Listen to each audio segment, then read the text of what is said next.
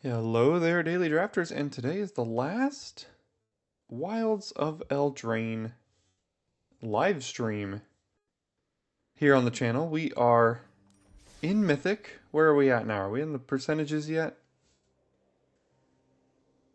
99% Mythic. We got into Mythic on the last stream last Thursday, and we will now be trying to improve our Mythic rank here today in what, again, will be the last Wilds of Eldraine live stream. But we're gonna have a good time. Got time for one draft today. But there's still, don't worry, if you're still craving Wilds of Eldraine, I think we've got an additional 14 drafts posting to the channel. Maybe even 15 drafts over the next month or so.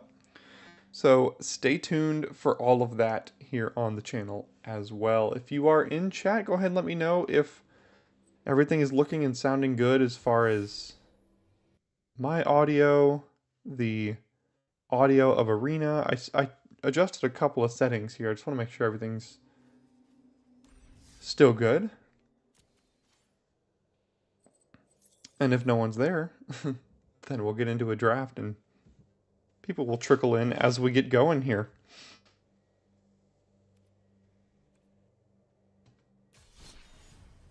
Quick draft ends in 24 hours. Oh no! The Premier Draft queue is gone again.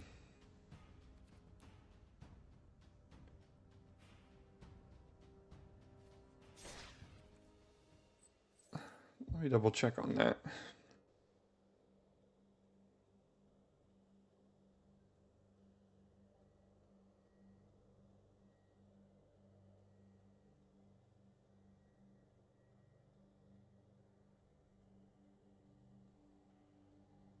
I believe the quick draft queue has left us once again.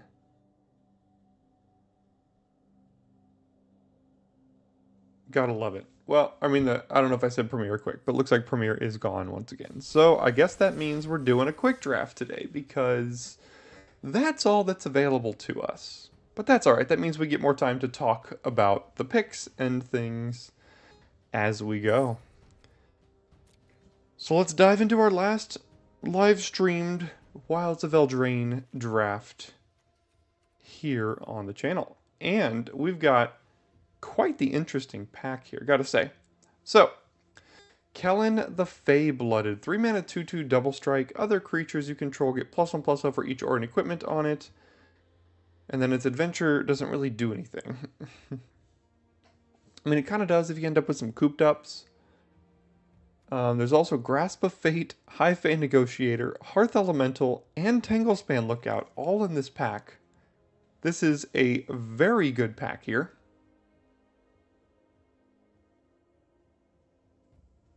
There's also Curse of the Werefox and Celebrant, but I think I'm going to pass up on those. I love building around Tanglespan Lookout.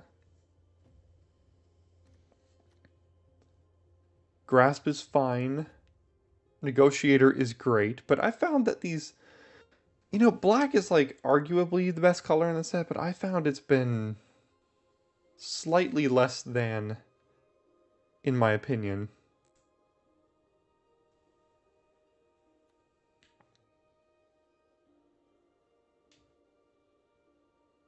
So I'm probably going to try to draft around the Tanglespan Lookout here. Which, you know, there's multiple ways you could go here. I think the correct pick is probably Negotiator, but I really enjoy drafting around Tanglespan Lookout when you get it early. Oh. There's a Welcome to Sweet Tooth here. A Witch's Vanity, but there's also a Hamlet Glutton, and you cannot force me to pass a Hamlet Glutton. I think the correct pick here is Welcome to Sweet Tooth. But I'm the one with the mouse. And I get to take a Hamlet Glutton because this card is everything I want to be doing in the format.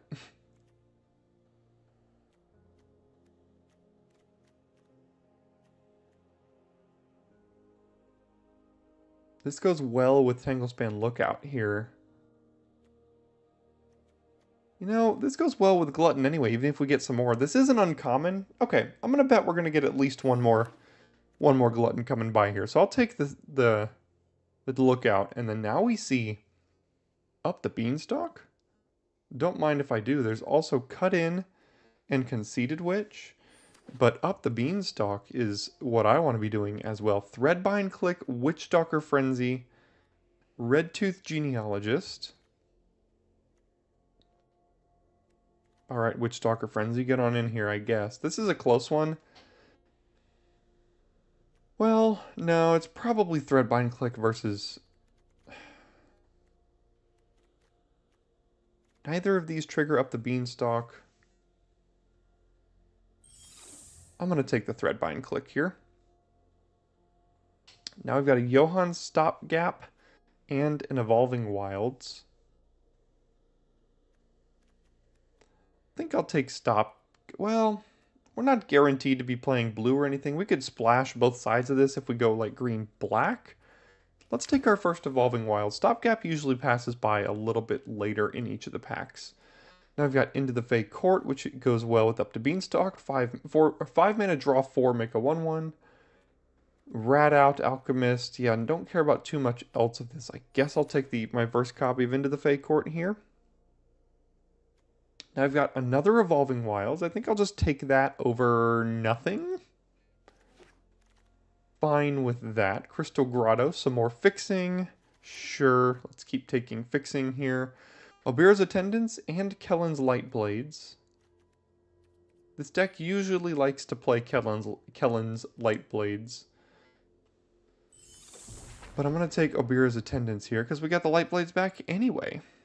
Alright, so I took Tanglespan Lookout, pack 1, pick 1, and it looks like we're not even building around it here. We're just going into my favorite deck in the format because I can't control myself. And then we take... Oh, there's a Hatching Plans as well. I think we have to take Huntsman's Redemption, though. 3 mana, 3/3. Second chapter, you can sacrifice a creature. Third chapter, you kind of overrun some things. I do love Hatching Plans, but this is one of the better 3-drops here. Redtooth Genealogist goes well with Lookout, but if we're drafting this deck, we're going to go ahead and take Balloonist Gatekeeper, because that's exactly what this kind of deck needs here. And honestly, Lookout, as much as I wanted to kind of work around you, I got tempted once again. Tempted by the ring. Sorry, wrong set.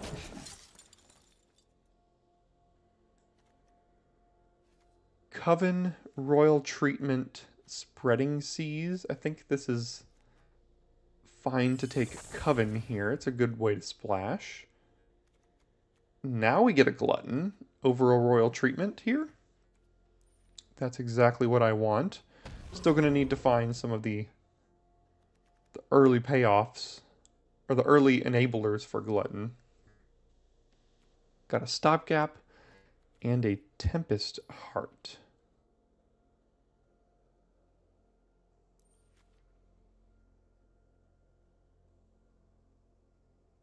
I always love playing a couple stopgaps in these decks. Tempest Heart has also been totally fine, though. What's our curve looking like here?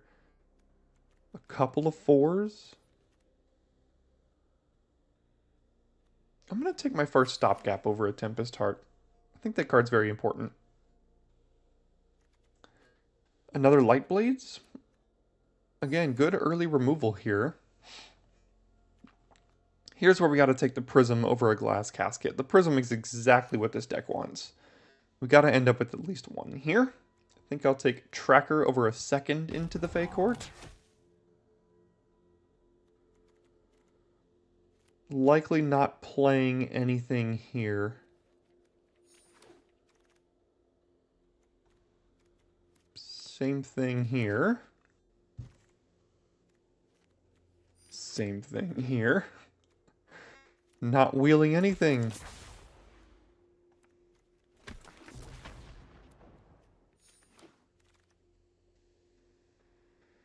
Oh boy. Regal Bunnycorn. It's not the kind of card you really want to be splashing, but it's great. There's also an Archive Dragon, though. which just goes perfectly in this deck. As good as the Bunnycorn is, it's not the kind of card you necessarily want to splash too much. Although, you know, later in the game, a 2-mana 7/7 is fine. In fact, it's probably just better than Archive Dragon. There's a curse, I don't think it wheels. There's a dragon, I don't think it wheels. So I don't think we get anything back out of this pack that we're going to play. But let's take the Bunnycorn, and we're going 3 or 4 colors here. Threadbind Click number 2 is, I think, going to be the pick here over Genealogist, Attendance, Werefox. If the Attendants wheel, that would be good. Collector's Vault could wheel as well, but I'll take a second Threadbind Click. We'll splash Candy Grapple. We are very much struggling in the Brave the Wilds, Root Rider Fawn, and Return from the Wilds department, though, so I'm worried a little bit about our splash. There is a Prism. I probably should take the Prism. Yeah, as good as Candy Grapple is, I have to make sure I can cast my current spells. And there's no guarantee we're getting a Brave the Wilds or any of that kind of stuff. Alright, Hamlet Glutton number 2, get on in here.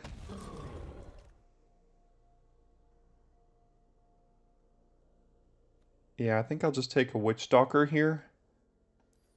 There's no fixing in this pack. Scavenger's fine to play in these decks. Now we have 2 more picks left at a Brave the Wilds or something else, and we don't get it. Glass Casket, Hopeful Vigil, Gingerbrute. I'm probably more likely to play Candy Trail. No, I'm going to take the Glass Casket. We might just be straight 3 color. See, now we can get a Crystal Grotto, which is kind of like fixing in a way. See, Attendance did wheel. Do we want that over a Spell Stutter? Probably so. Disdainful Stroke. There's also Moment of Valor, which we could play. A second Moment of Valor.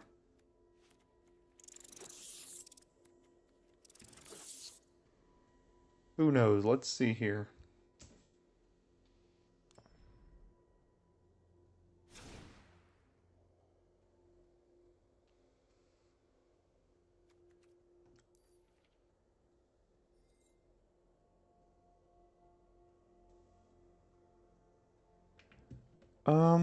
Yeah, unfortunately this is not a lookout deck as much as I like that card here. So we have 2 Prisms. We didn't get any Brave the Wilds or Return from the Wilds, which is awkward. I don't think I need anything in that sideboard, so let's see what we need to cut here.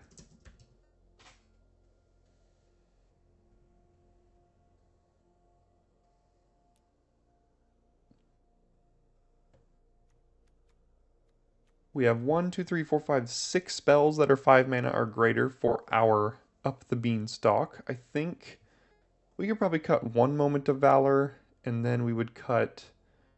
I think we need to keep the Witch Stalker as just a 2-drop. I think Tracker's okay.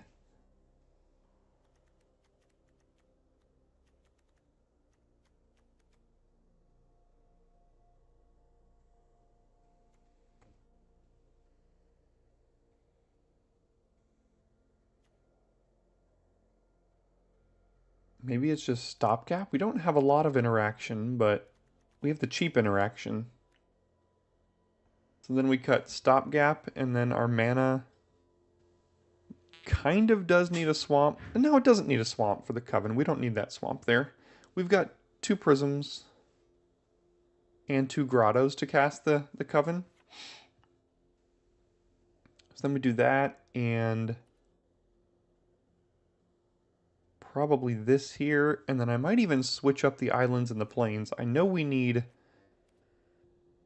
double for this, but we have a bunch of early white we probably want to cast, so running another plane seems okay.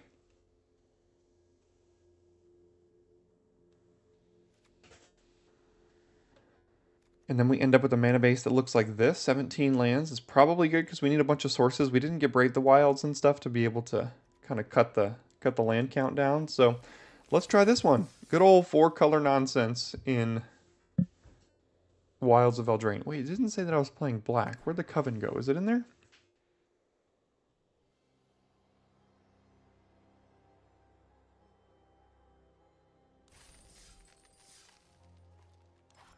Doesn't say that I have black in here. Where's the Coven? It's still in there. Oh, it decides your color of the deck based off of your mana. Interesting. I didn't know it did that. I thought it did it based off of the pips of the cards in your deck, but apparently not.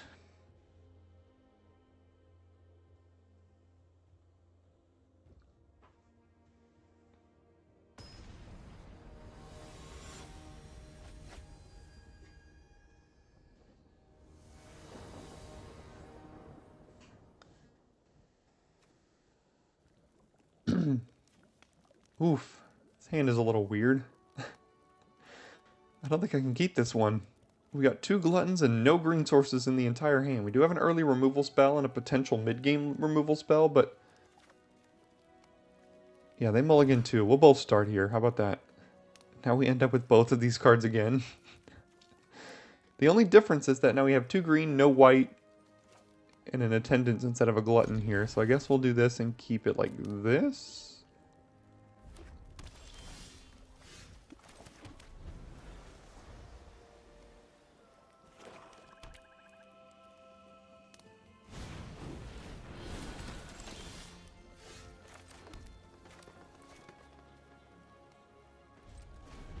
Hey Paul, what are my thoughts about this format?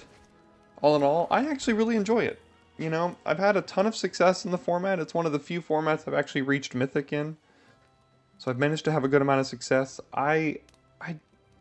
Something interesting is that I just cannot for the life of me figure out how to play aggro in this format. I know that aggro is one of the better archetypes to be playing. Every time I go red-white or red-black or something like that, I go like 1-3 or 0-3. I cannot figure it out. I like to play these big late game Hamlet Glutton soup decks, which might not be advised for many, but this is what I've had success with and it's what I enjoy doing. But it's been a fun format. I mean, it's hard for a format to be unfun for me. So.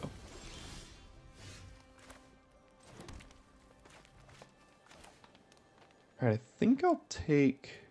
or I'll...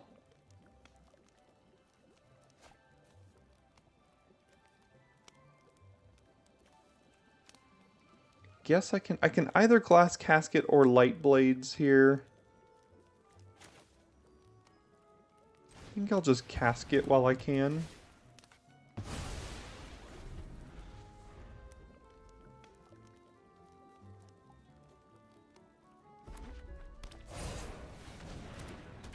Merry Bard's Young Hero on itself. Okay. Probably got to hold up Light Blades here, as opposed to just playing a tracker.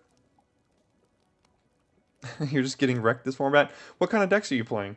I'm curious, because most people say aggro is great, and like I said, I get wrecked when I play aggro. I just can't figure it out. I go red-white, I get 2 Ash Party Crashers and a rare or 2, and then I just go 2-3.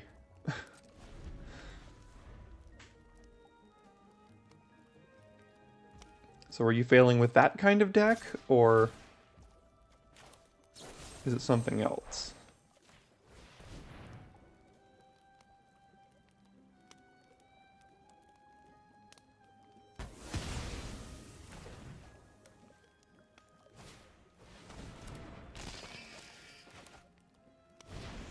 Trophied ones with black-white had a couple nice Boro and or blue-black, blue-green big guy decks.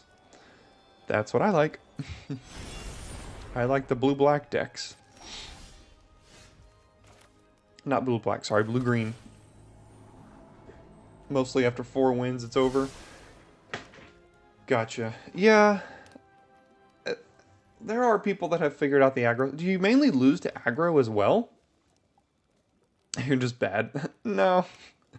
I mean, I don't know much about how well you do or don't play, but probably not because you're bad.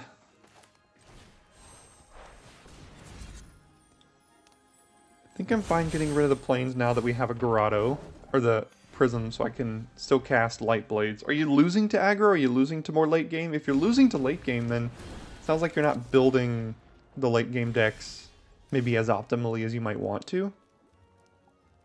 Losing to them having loads of removal and you breaking or flooding sooner or later. That is a theme, isn't it?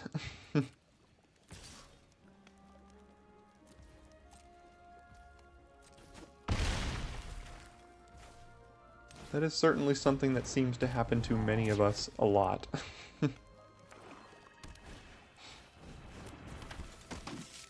Yeah, these late game decks, I have figured... Alright, if they've got a combat trick, then I guess they have a combat trick, but they're attacking for a lot here? Okay. Oy. Yeah, that might have just killed me. Hamlet Glutton is a huge part to these late game decks. You've got to make sure you have at least two of these. I really like Stormkill Vanguard. I like Balloonist Gatekeeper because that can bounce early plays. I do like Attendance because that can also kind of gain life for you out of nowhere. So I do like all of these kind of decks here. What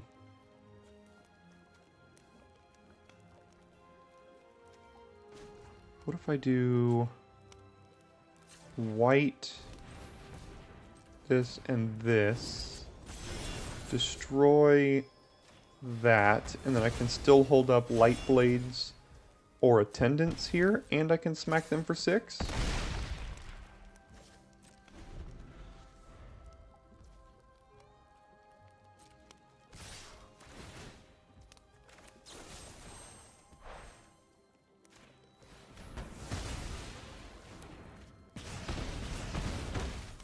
Go to 5. What did they draw? Nothing.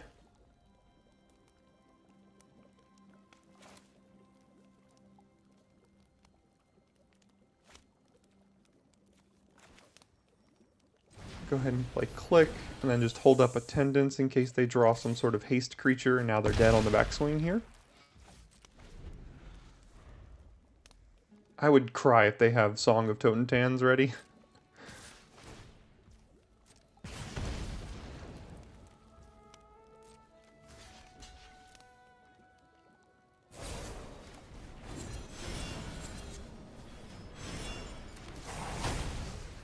And that should be game.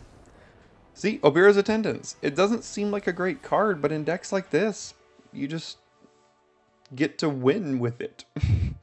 Get to kind of gain some life. Sometimes you use it as a combat trick like I did, and that ends up being just fine. But that was an aggro deck, and we played with a late game deck, and we managed to beat it, so...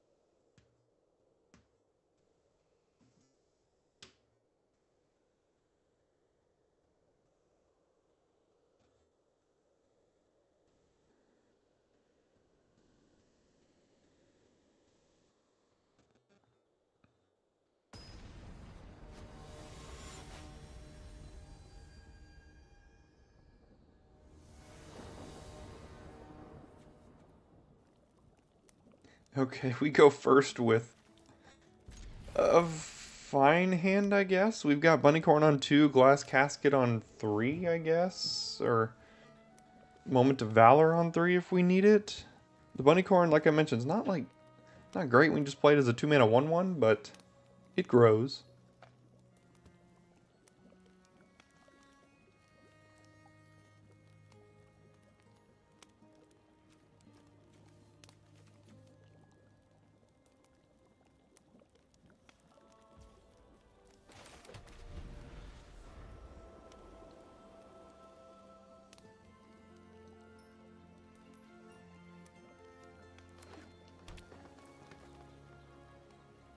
Brave the Wilds? What you got? Yep.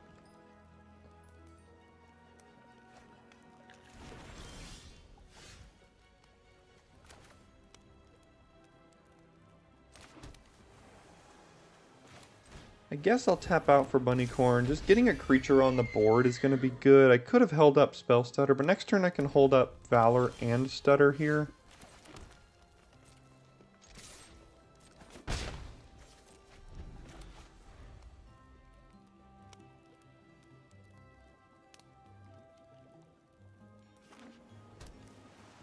All three colors.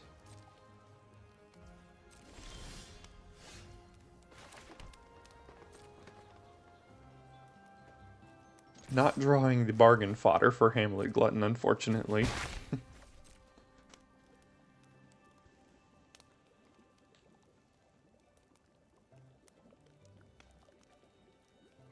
If they go to kill the Bunnycorn, do I protect it with Moment of Valor? I'm not sure. Hey there, No Eel. We're currently 1-0 with a late game deck that didn't quite get there, in my opinion, but I could have cast this first. Gives me an extra permanent. I don't need the card draw right now, though. I've got a counter spell and a protection spell. So we're currently 1-0 with this deck. I don't really expect it to go super great here.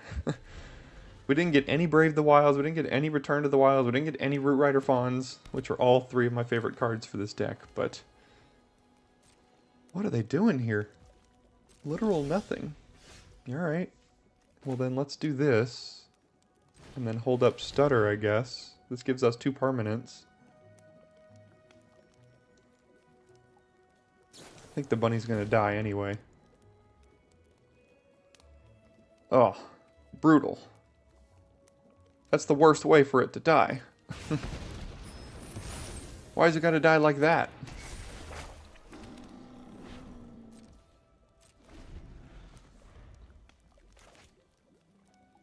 They have a treasure. We'll have to keep that in mind with Spell Stutter.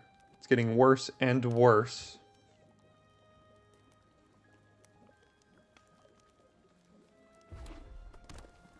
So we can counter a 6-drop or a 7-drop here. And that's it.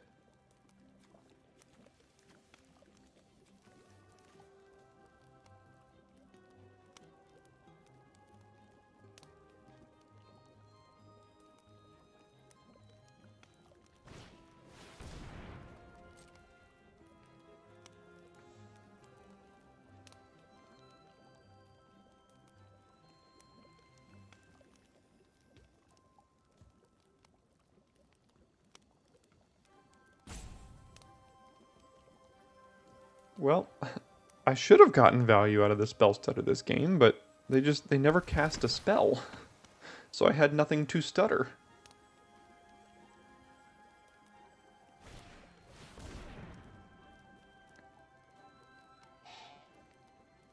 Alright, well, I don't think I'm ever going to get any more value out of this. They're just ramping so hard. I guess I'm just going to counter something here. I will decline. Go to combat. Let's hit, and I think just cast into the Fey Court here. Gives us back up to 7 cards. Could help us hit a land drop. Ooh, never mind. We'll miss another land drop after drawing 4 cards that turn.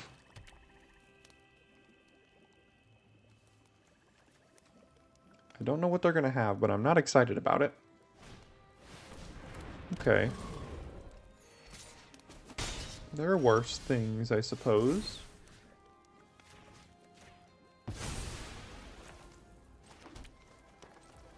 One, two, three.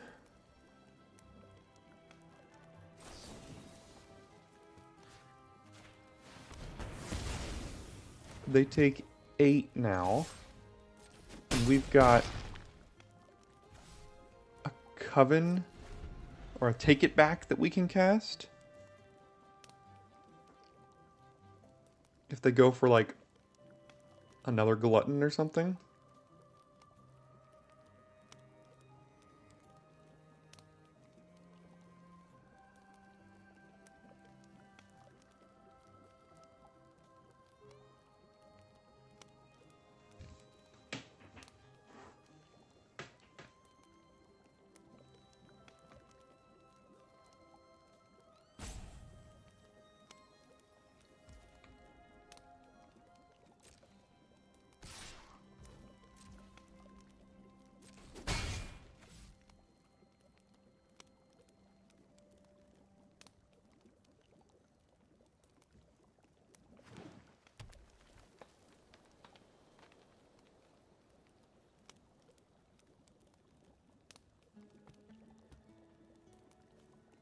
Another glut. Oh, God.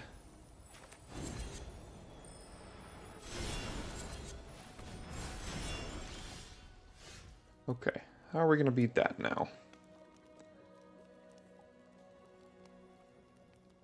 I guess we bargain away the fairy to cast a glutton. Thing has haste, right? Yeah.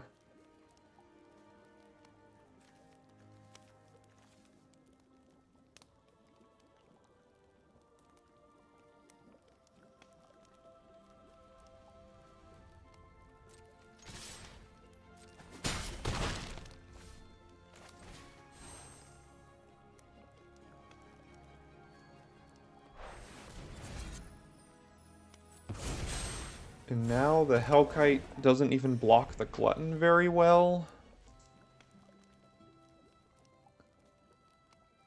The only bargain fodder they have is the treasure.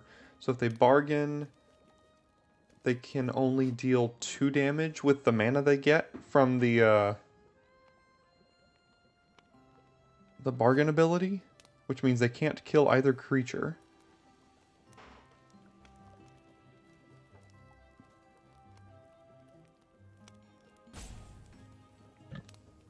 Threadbind Click getting worse here, as they are on the back foot.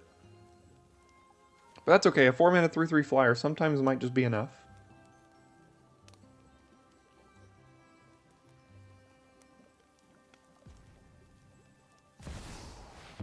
Looks like they will bargain it. Do they have a way to then kill the Glutton? Or they could also just play a 7-drop here. They did have a way to kill the Glutton, unfortunately. 5/7. Okay.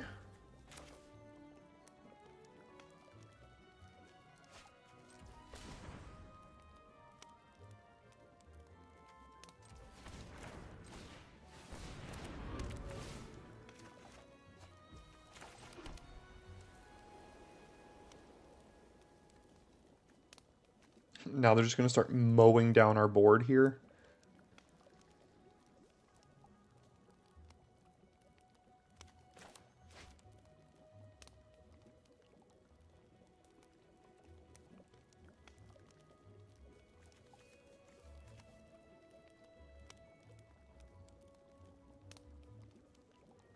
How do I get through this thing? I'm eventually going to have to use the Threadbind Click on it.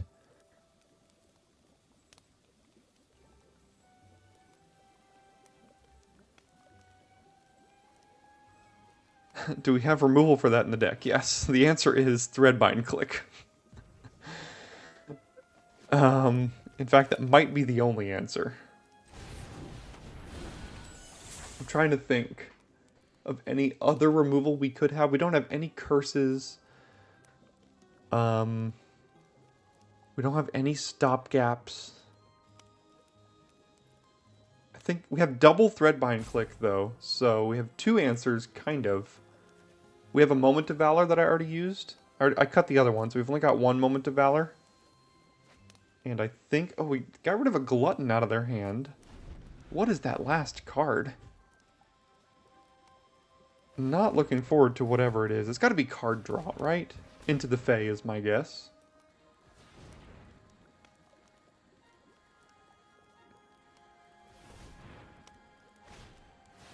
Into the Fae Court. That's what I thought.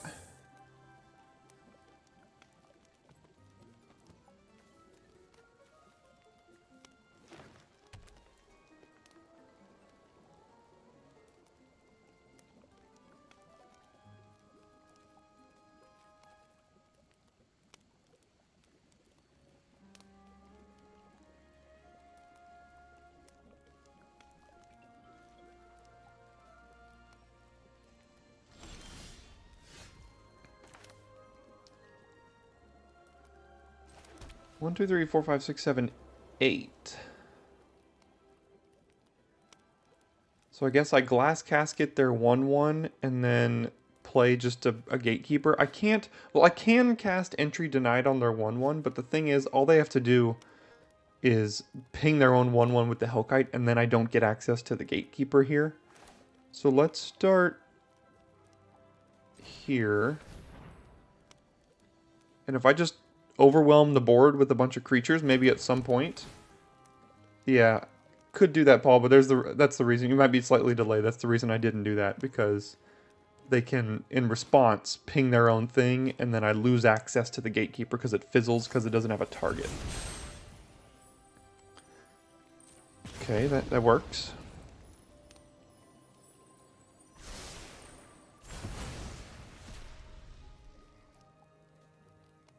Now this is just bargain fodder, I guess, if we draw another Glutton. We do have 2.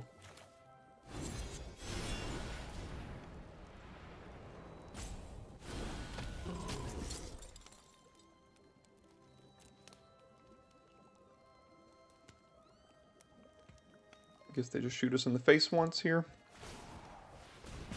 Can we beat a Realm Scorcher Hellkite? This will be tough.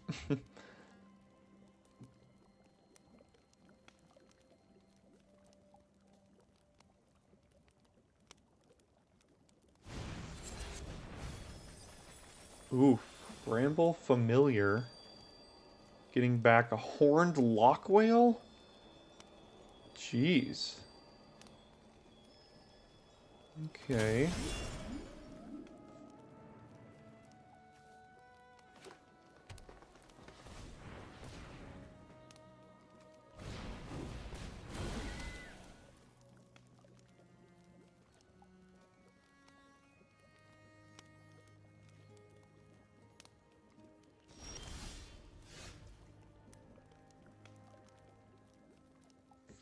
Can't really attack, unfortunately. So I do this, and so 1, 2, 3, 4. Randy, we are working with the 4-color special. And trying to outbattle a Realm Scorcher Hellkite and a Horned Lockwhale and a Bramble Familiar all on the battlefield on their side. Playing kind of against the mirror here. The only thing is, this deck doesn't have any Root Rider Fawns, any Brave the Wilds, or any Return from the Wilds, so I am lacking my favorite cards for the archetype, but here we are.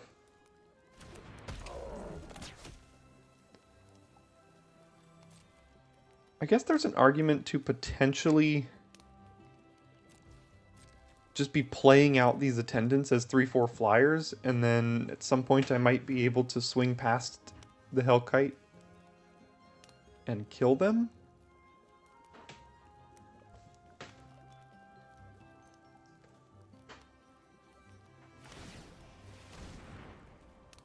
Resolves. Go ahead. They're at 9 cards. It probably won't come down to decking here.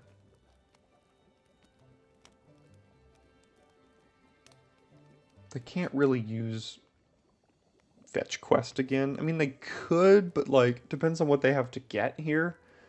Because they're gonna go down to like 2 cards in deck or something like that.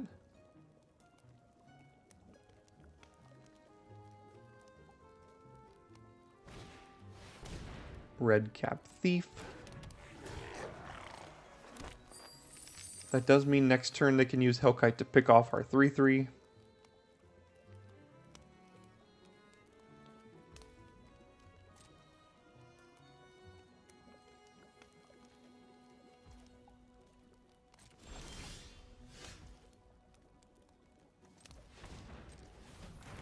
Alright, up the beanstalk. Give me some cards here.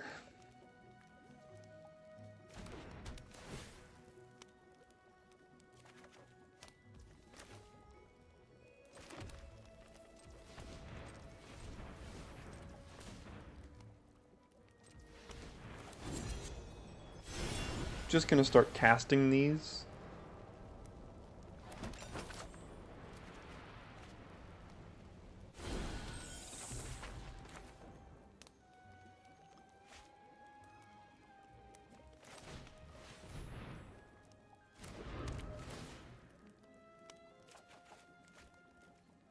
Okay. Doing our best.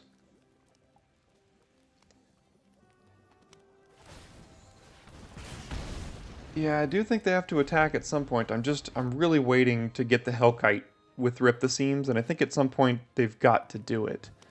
Just question is, the Gatekeeper's kind of holding everything back right now. The Hellkite can kill our 3/3 this turn, because they've got 2 and 3 red here.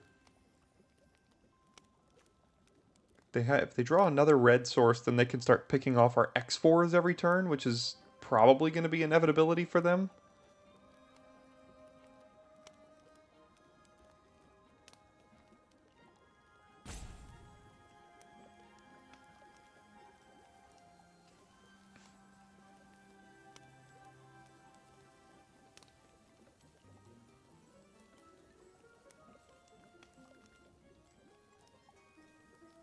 Still haven't seen what the black splash is for.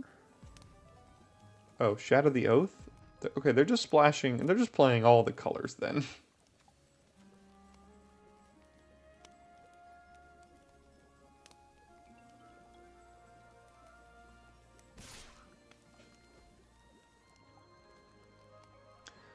Of course, the one turn they attack is the one turn I tap out of Obira's Attendants, but I don't want to be taking far too much damage. This thing doesn't even have to attack to kill us.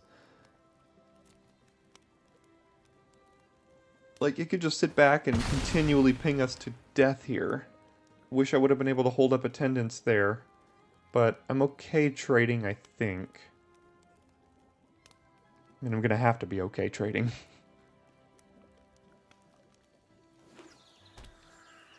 Another red, and a way to get back Horned Lockwhale. Okay, now I've got Light Blades to kill attacking creature, but target attacking creature you don't control. Okay, so are we going the decking game here? Like, what are we doing? Let's go 1, 2, 3, 4... 5. Wait. Why did that cost 6? Am I gonna burn a green mana here?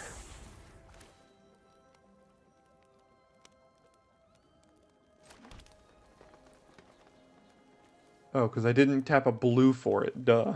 Okay. Well, I think I am gonna burn a green, but it's probably not gonna matter. I'll just let that happen. Target attacking or blocking creature. So if they block with the Hellkite, I can kill it here.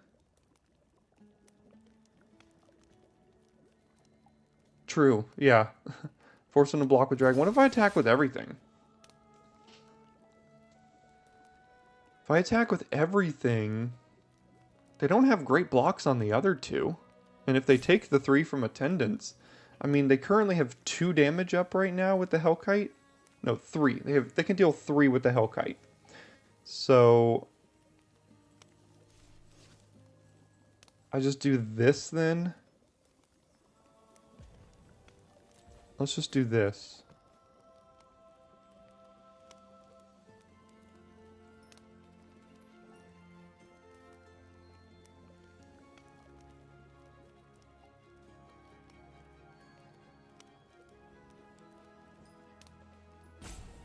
Thinking hard here. I imagine if they do block when we Light Blades it, they will kill our 3/3 in response, but I think that's a trade I'm willing to make here.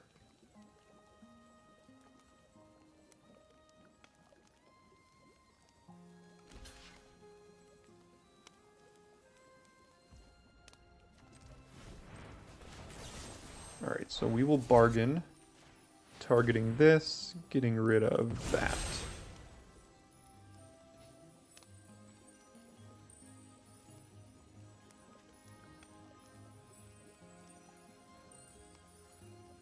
And now next turn they're dead, although they do have Horned Lockwhale. They can get back with Edgewall in to bounce one of our attacking creatures.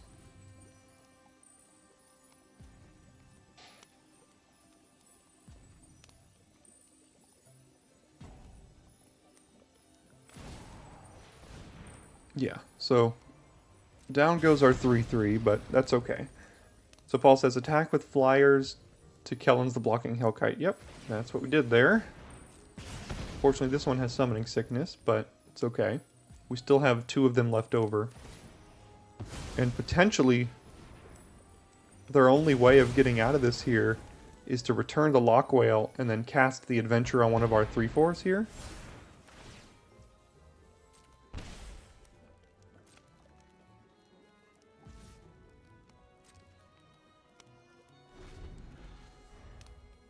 Might be their only out.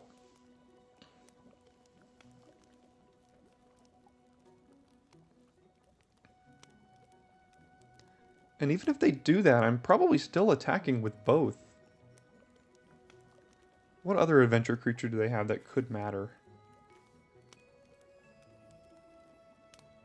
Nothing. It's just the Lock Whale. How many cards in their deck? I think 7? Yeah, 7. So it's probably not coming down to decking here. Scream Puff, and they can still, 1, 2, 3, they can still do the Edgewall in Horned Lock Whale thing.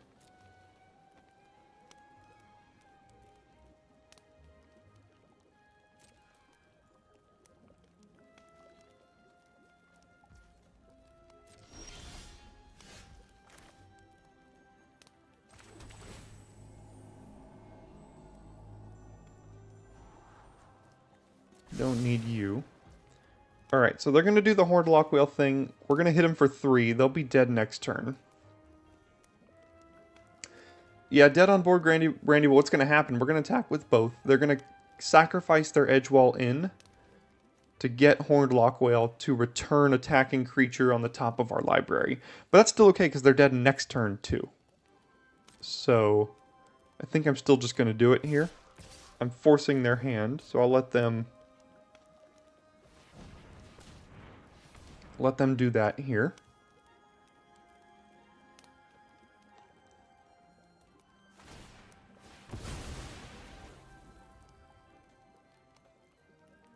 Oh, you were way back. Sorry, you were delayed a little bit.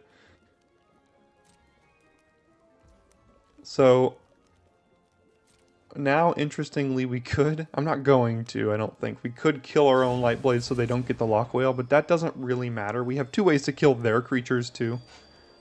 So let's resolve. I'll put it on top. It's another flyer. Go to blockers, go to damage, and then they have to draw a way to kill attendants.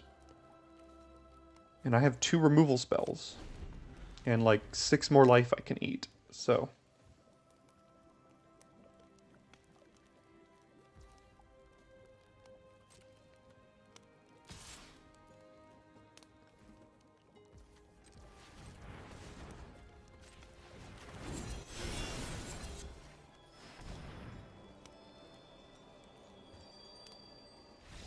there we go. We beat Double Horned Lock Whale and Realm Scorcher Hellkite. Let's go.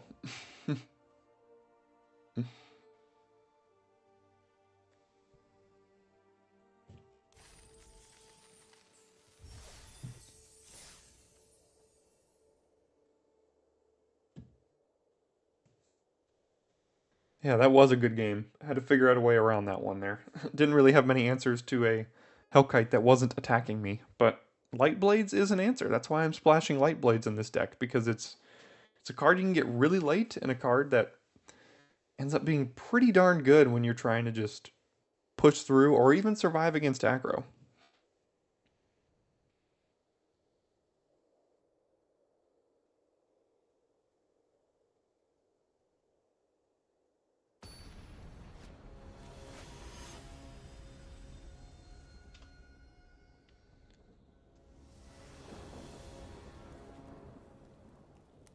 Ooh, look, a Beanstalk on 2. That goes a long way. We will Wilds for a blue here.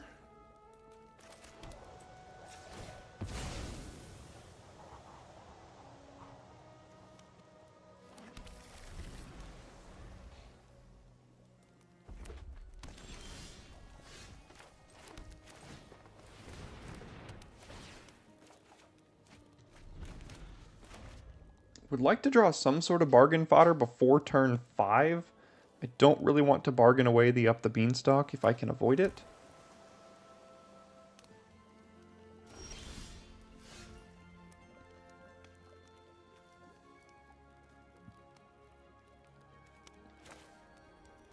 I'm just going to thin the deck. I don't need to hold up Moment of Valor necessarily.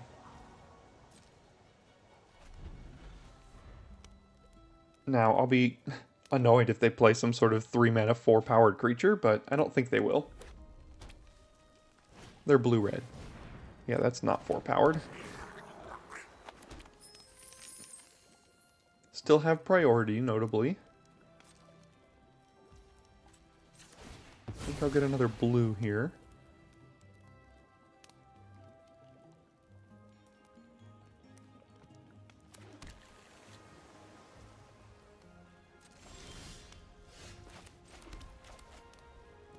And now next turn I'm probably just casting Obira's Attendants, so...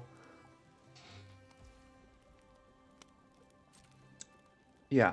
Lightblades has overperformed in this format by a lot. Usually those effects aren't that great, but like, it's good early, it's good late, it kills everything if you want it to. It kills X3s for just 2 mana if you don't want to bargain anything. It's really good.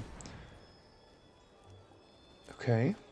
Questing Druid, Land Skewer Slinger. Sure.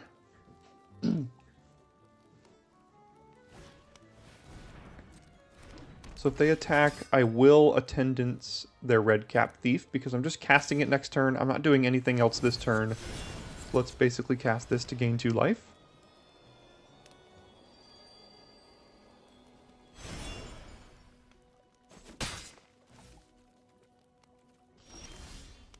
Alright, lands, I don't need that many.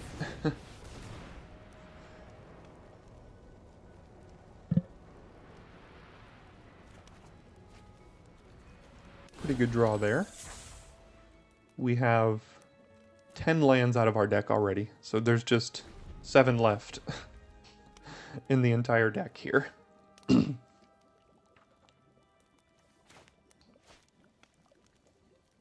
If they attack with both, I don't think I'm blocking because I do have Moment of Valor and Threadbind Click that I can use.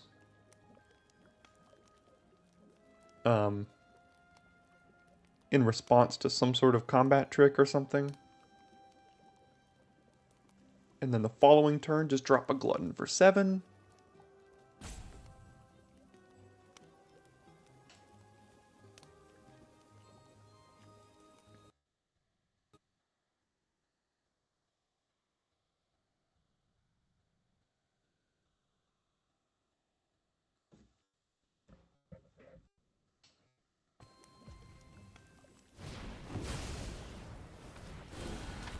Here comes Questing Druid, and let's see if it starts to grow. I'm sure it will, considering they're playing straight blue-red.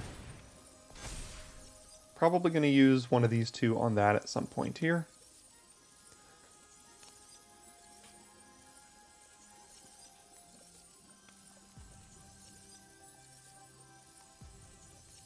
Four trophies over the weekend. Nice. And 2 disaster drafts. That's been me. I have either trophied or gone like 1-3 in every single draft I've played. There's really no in between, and honestly, I've drafted this set about 35 times or so, and I think I have about 10 or 12 trophies, which is much more than I usually have at this point. But I also have like 3 different drafts that went 0-3, several 2-3s, like, you know, it's either you win everything or you lose everything, and there's not much in between for me right now.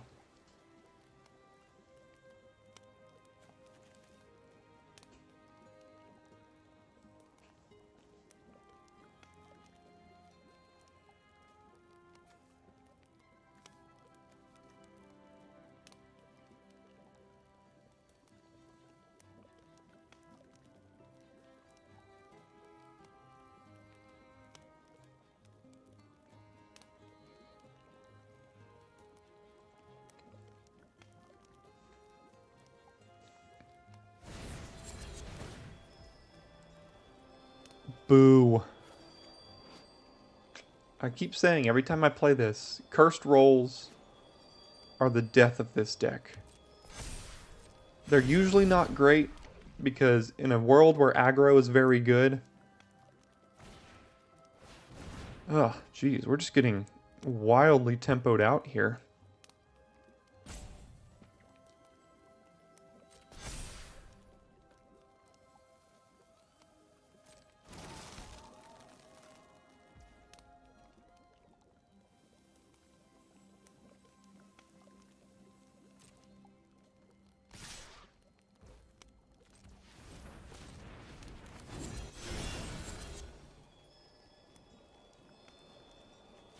I'm gonna go ahead and destroy this one. Interestingly, still getting priority here, which likely means torch the tower, so we're gonna have to keep that in mind.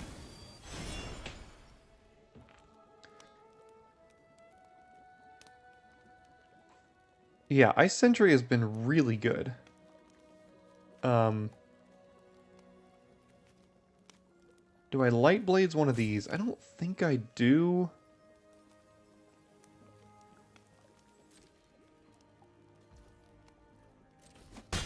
Something I can do next turn is cast Threadbind Click, and then once Ice Sentry taps it down, I can Moment to Valor it, because it will be a 4/4.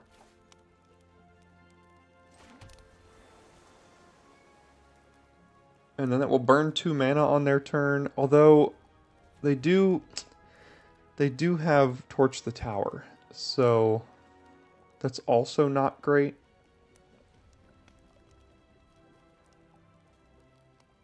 If I just cast a Hamlet Glutton, I go to 19, they attack, I get hit for 8, then I'm at 11, and then I can untap. I also draw another card.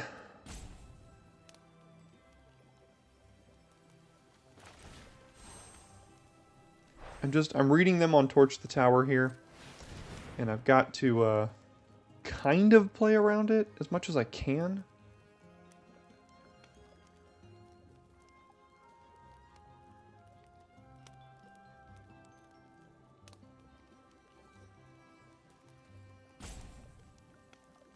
Because I know that's exactly what they have. I mean, it could be another Monstrous Rage, I guess, but most of the time it's just Torch the Tower.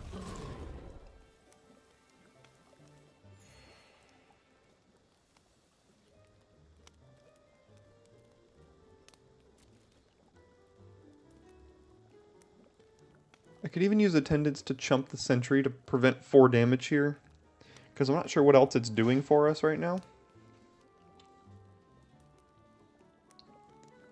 Although the Light Blades, unbargained, if I block that next turn, could then kill it. See if they want to torch the Attendants anyway.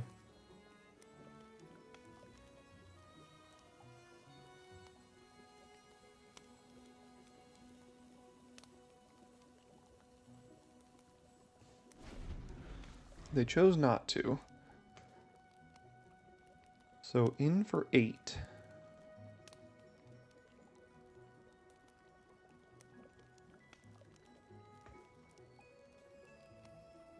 So we're going to have 8 mana next turn. So we can do Threadbind Click, Bunnycorn, hold up Light Blades. We could do Threadbind Click, Witchstalker, Bunnycorn just to get on the board here. Into the Fey Court.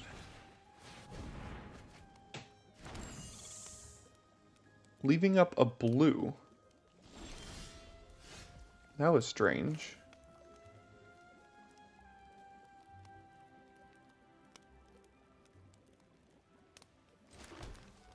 Again, we have 8 mana.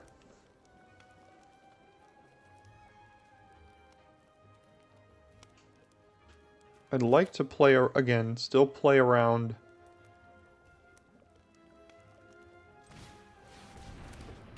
Torch the tower.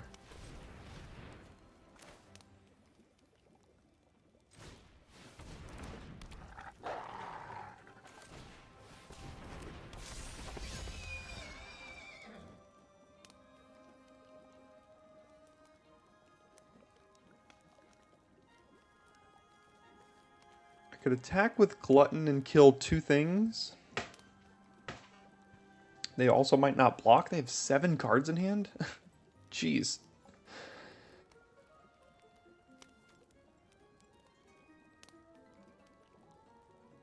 I'd be fine trading this for a sentry. If they let me.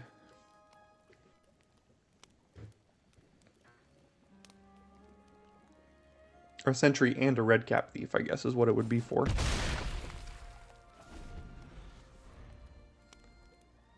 Left up blue for counter and didn't draw land. Ah, I see. Yeah, that's very possible.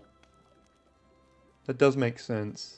Because they didn't play a land that last turn either with 7. And we know they have a card that casts for 1 red. So, that is a pretty good read there.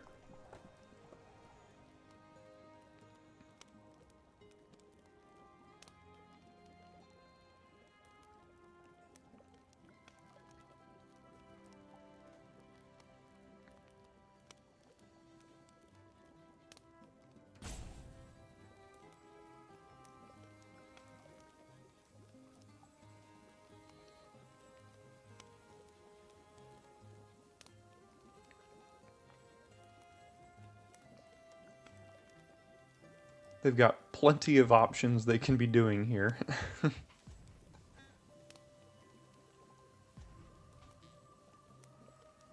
Notably, they don't have a timeout, though. So, okay.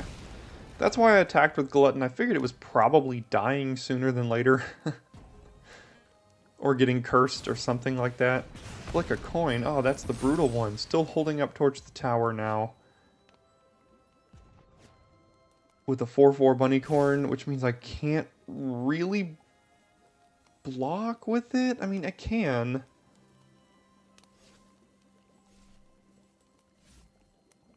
Yeah, you probably don't want to.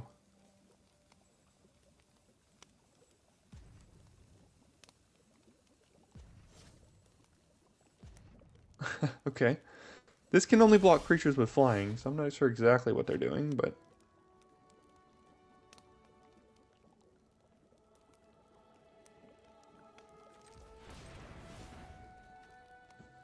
One, two, three, 4.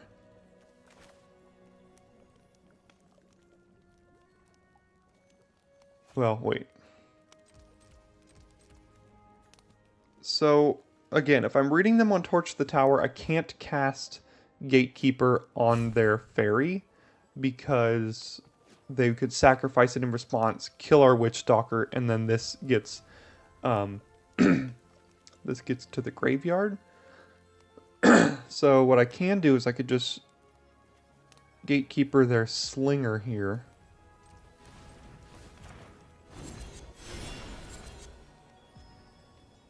Actually, I could Gatekeeper their Sentry. I forgot I could do that too.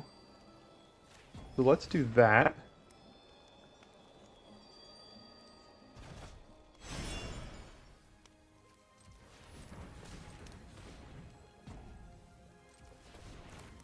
Let's cast this and hold up Light Blades. Let's see if they do have the Spell Stutter here. No? Okay.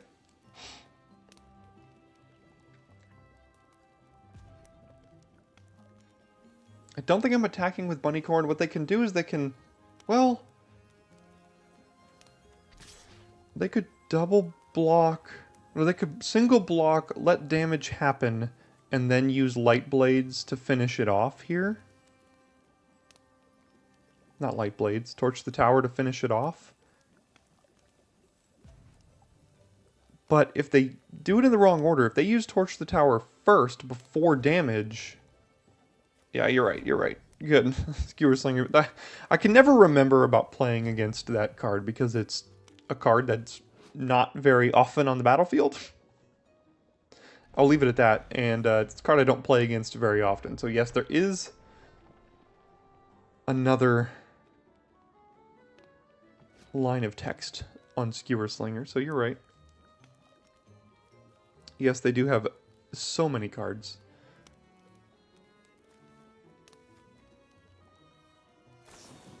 There's the Torch the Tower. So we got it out of their hand.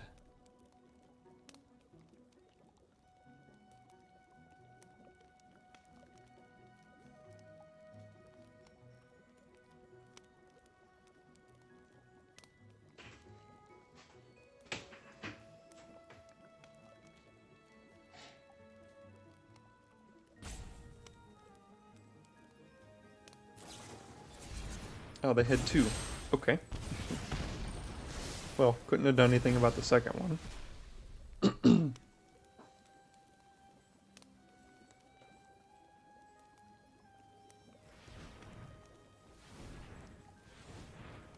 They've got a good blue-red deck. Holding up a blue again. Casting another into the Fey Court.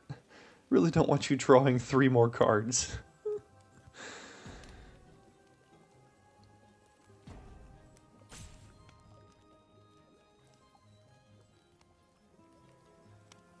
Wait, did they just burn their mana?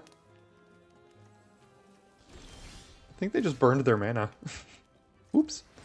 1, 2, 3, 4, 5, 6.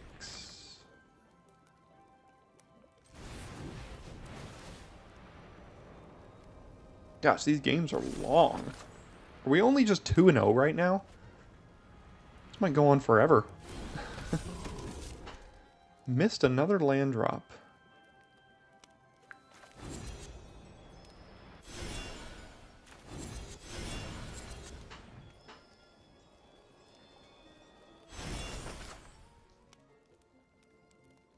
I'm just suspect of what they have here, and I don't think attacking with the 6/6 Bunnycorn is going to do that much. Oh, they got priority when we cast a spell, but not... So we could have attacked, but I was not attacking because they had priority, but it was only when we cast the spell. So they do have Spell Stutter in hand, because they didn't want to counter the Scavenger, and they couldn't counter the Gatekeeper. So pretty much just put them on Spell Stutter, so we're going to have to keep that in mind. Down goes Bunnycorn anyway. Jeez.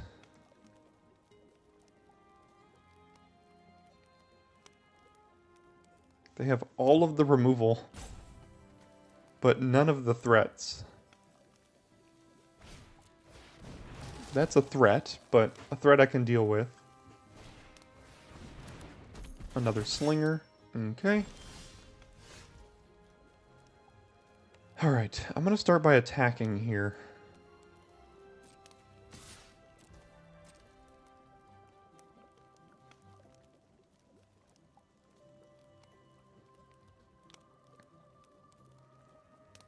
One, two, three, four, five, 6, 7, 8 mana.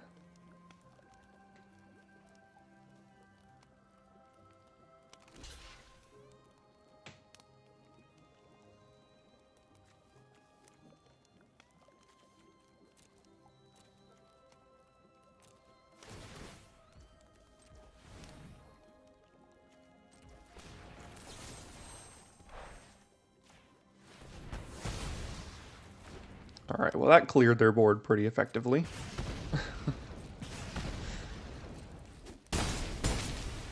There's that. Now we still have 1, 2, 3, 4, 5, 6 mana here, so I guess I could just play Redemption and Scavenger, and eventually this will trigger and give us a bunch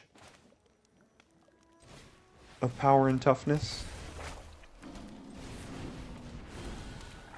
That was quite the blowout there. Let's see what they can do to respond to that one.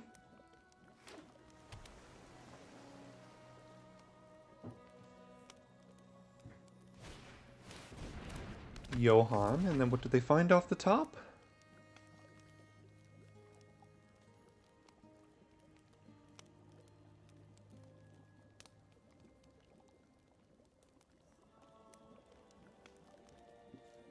I don't think it's worth sacking a creature here to go find... What will we find? A Hamlet Glutton? We do have another one.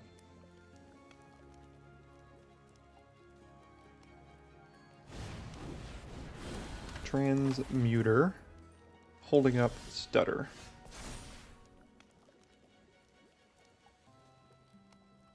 I'll decline.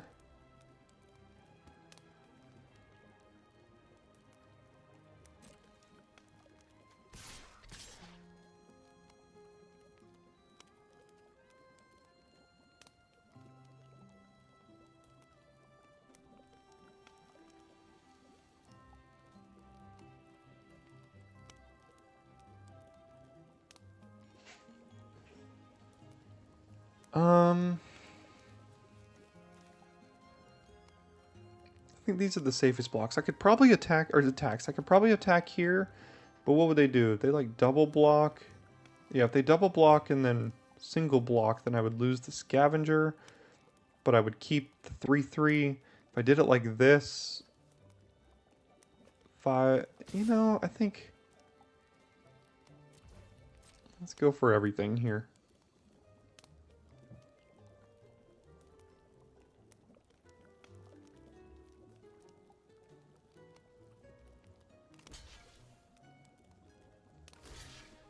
Yeah, that's what I thought they would do.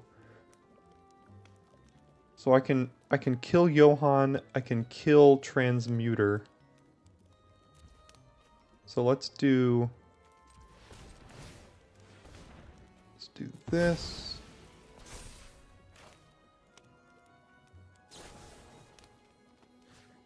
Let's do this. They can't counter it. I know they've got Spell Stutter. But they still can't counter this here.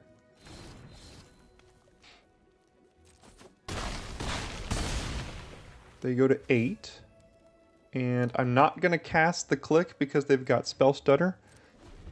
So they've only got 2 cards that matter here because we're going to get +4/+4 and Trample this turn. Okay, so now they've only got 1 card in hand that could matter.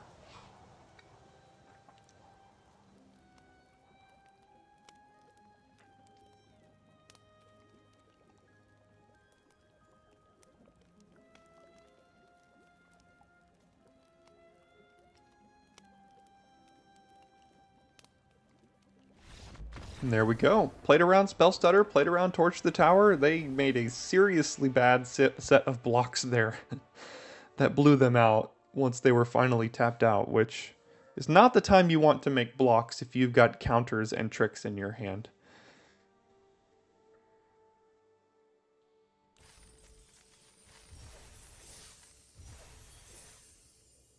Thanks, Randy. I agree that game was a pretty good one. Win or lose, it would have been a good game there.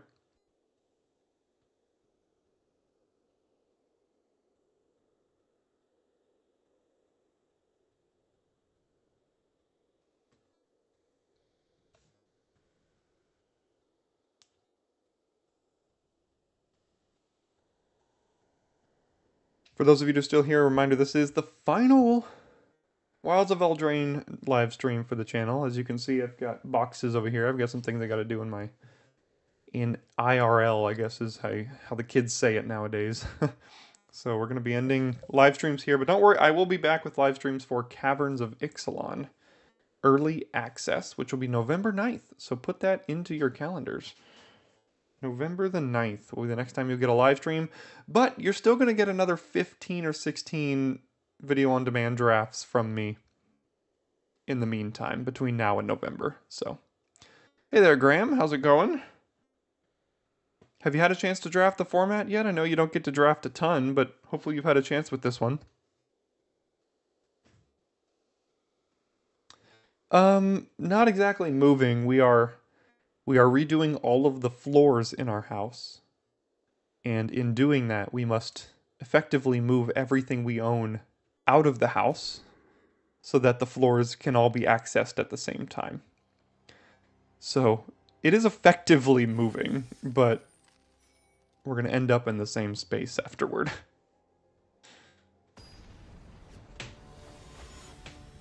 But it's as much hassle as a move.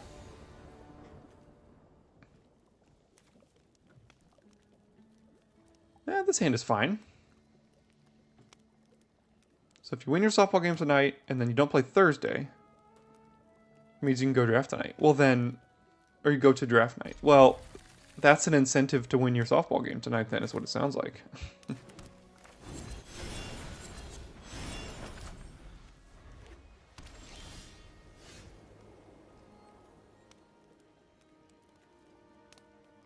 Let's go Prism here.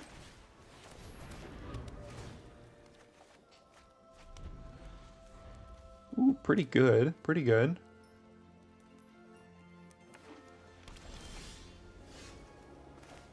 Alright, what can we find off the top? Evolving Wilds. You know,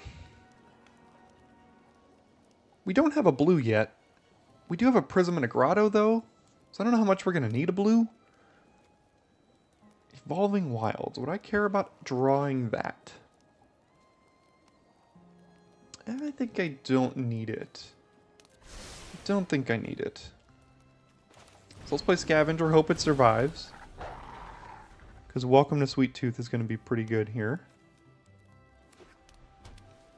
3 white, Woodland, Acolyte.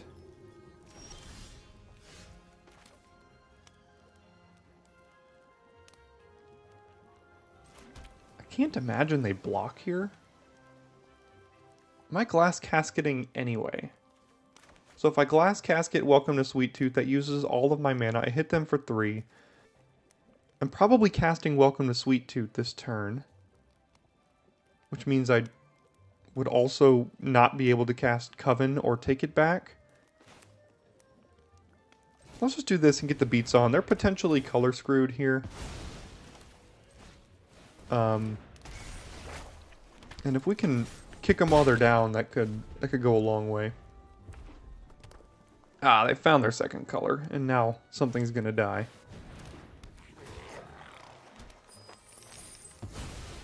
Oof, here comes things. A single red opened up all of that for them.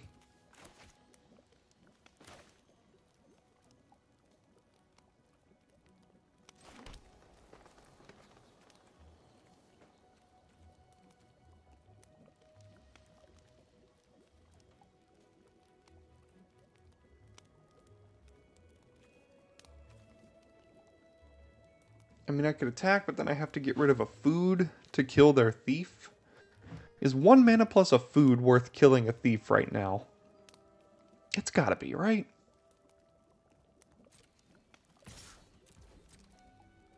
I don't think they block, but 1 mana plus a food seems like a decent deal.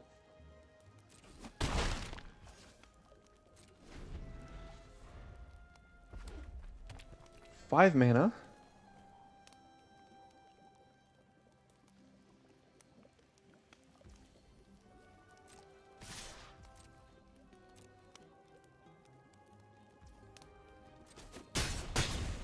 Go to 12. This isn't necessarily a race we win much more. Yeah, I'll just bounce that. They can't recast it this turn. They're probably going to blow us out now with some sort of removal spell based on what we target with Welcome.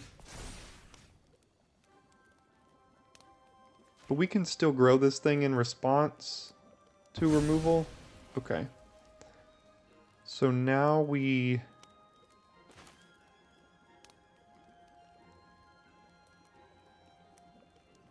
play a land.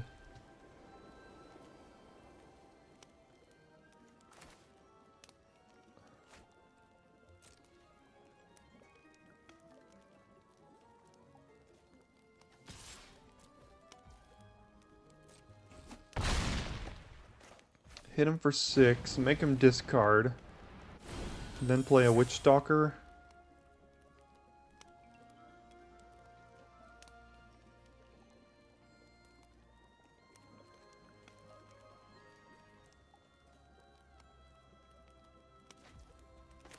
They discarded the Belligerent. Interesting.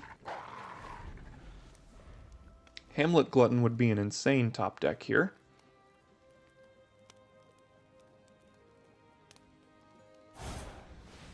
Down goes Coven. And still have Torch the Tower. So I guess they attack with both after this resolves. No? Okay.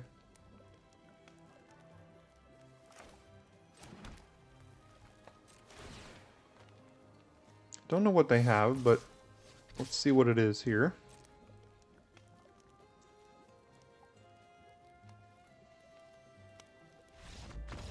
The answer is a concession. All right. 4-0. Climbing those mythic ranks.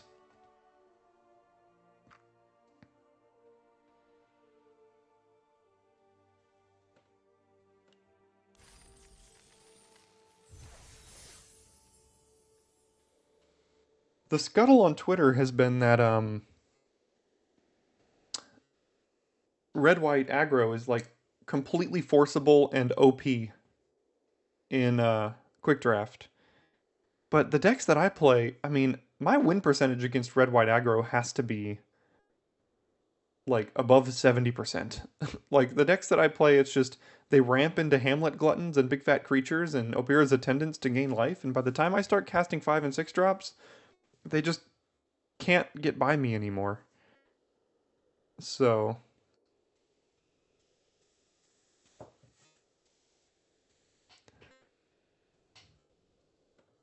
still a long draft. It's been almost an hour and a half. And we have played just 4 games.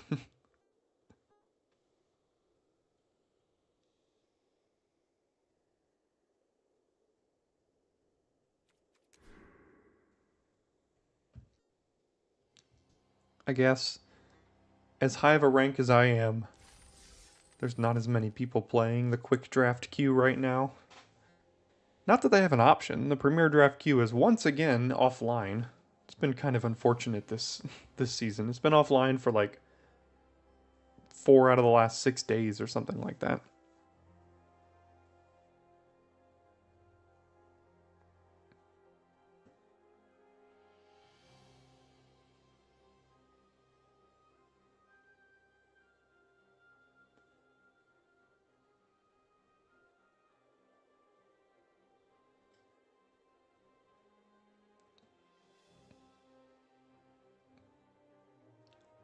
Can we finish the format with a trophy? That would be great. Well, not the format. The format's not done, but finish the live stream portion of the format with a trophy.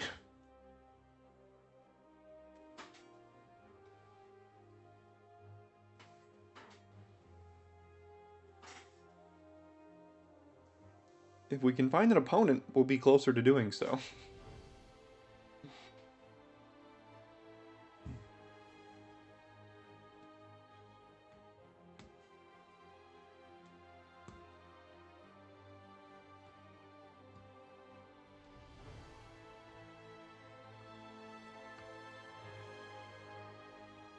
There we go. Finally got someone. They had to match us all the way back down to gold. Aggro stalls out a lot with so much cheap removal. Oh, Premier Draft is back up, Matthew? Every time I enter a quick draft, the Premier Draft's like, but what if I got back? Graham, I don't know. I think it's because the people up in Mythic don't want to play more quick draft right now, and it's trying to match me close to my Mythic rank. And, there's probably not as many people, which is why it matched me all the way back down in gold. Yeah, every time I go in here, the Premier Drafts are down, and then I... then I join a quick draft, and then they get right back up. Alright, let's just take this tempo here.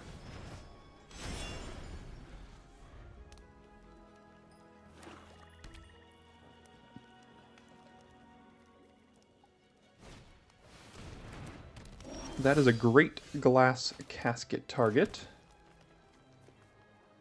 Could also be a light blades target, but I don't really want them even getting the trigger here, so I'm just gonna knock it out now.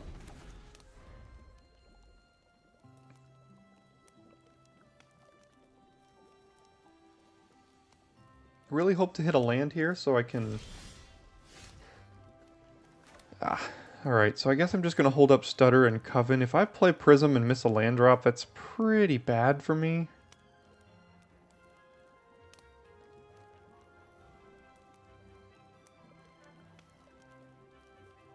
It's not that bad. I've got Click and Light Blades if they resolve something. Let's try to risk it here. Let's play the Prism. Give me a land. Darn.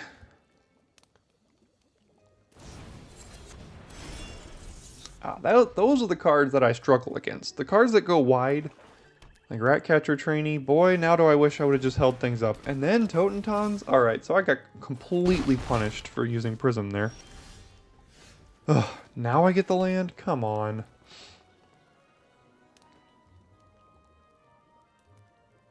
So I can hold up Light Blades and Stutter here? Yeah, I guess I'll do that. So punished. That's probably enough to lose a game there to just... I didn't think they had anything, but, you know.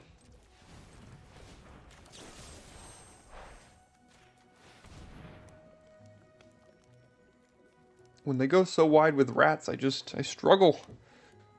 And they have protection.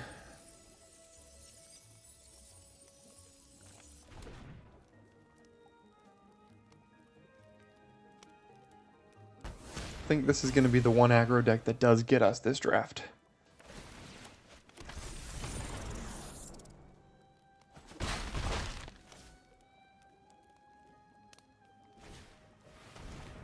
I mean, it's not the best one, but I've got to use this mana and just get it off the battlefield here. Ugh, man, lands would be a good thing to draw, I'll tell you that.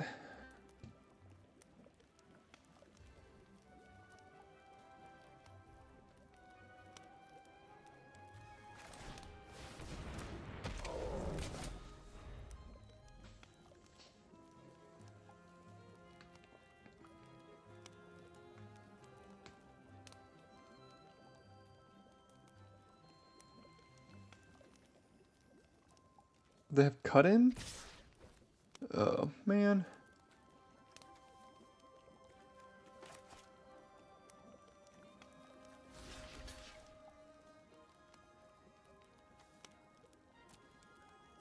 I know they probably got a combat trick, but I mean, what do? Take 5 over and over again? Oh, that's the worst kind of combat trick. Against me. I know. Yeah, whenever you get paired someone insanely below the ranks, I mean, they're just... This is the... And then, obviously, we're missing all the land drops. No matter what, we lose this game. Like, there's nothing we could have done to win this game, missing as many land drops as we had, with them having as many rats as they have. But, I mean, it is what it is.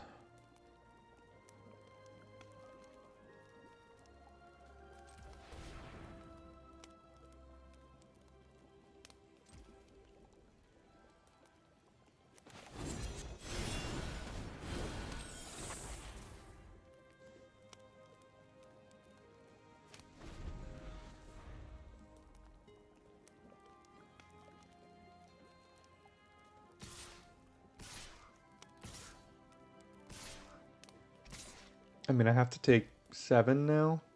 Go to 6. Yeah, we're never winning here. Do they have Grand Crescendo? No.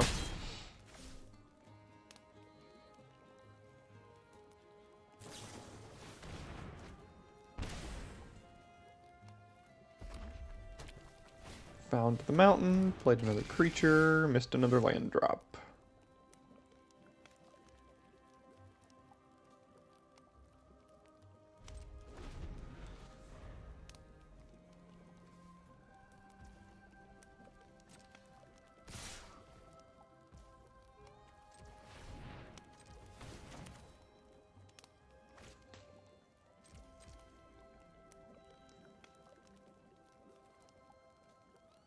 Is there even a way I survive here? Block. Kill. Yeah, I do survive.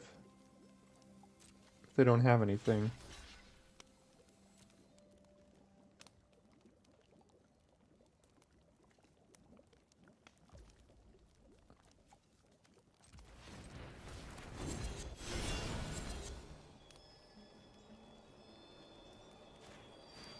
Oh wait, no I don't. This dies, this goes to the graveyard. Yeah, I did it on the wrong one. It doesn't really matter, we're just... we're dying in so many ways. I think this still kills us here. Because we take 4 now. This goes to the graveyard, we take 5. This goes to the graveyard, we take 6. So I think we are officially dead. Again, nothing we can do about that game. We missed all our land drops. And they just played all the rats. The rats are what gets this deck. curse roll tokens and going wide with rats really make this this late game deck that I'm playing with struggle hard. Because I have all the removal for their individual creatures, but once they start playing 1/1s and going wide, I don't have the removal for that.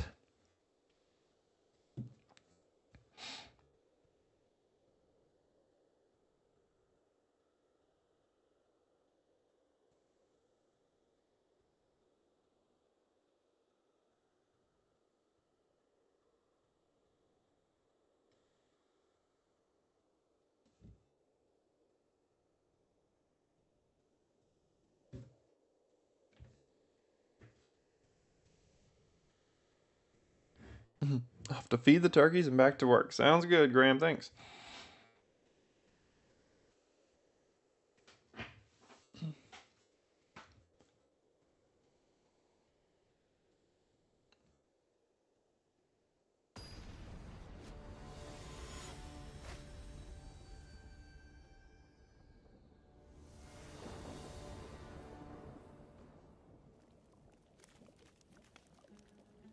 Alright, this hand seems okay. Another red deck. What do we need? Another green, probably? Most of our deck is green, so I think I'll just take a green here.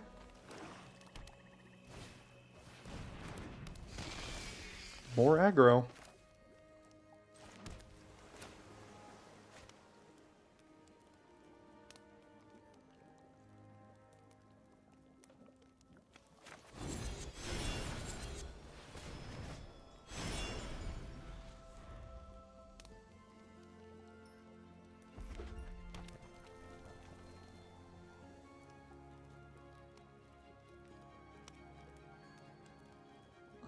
More red-black. See, we played against basically nothing but red-black and red-white today. I think we had one game where we played against a late-game deck like ours was.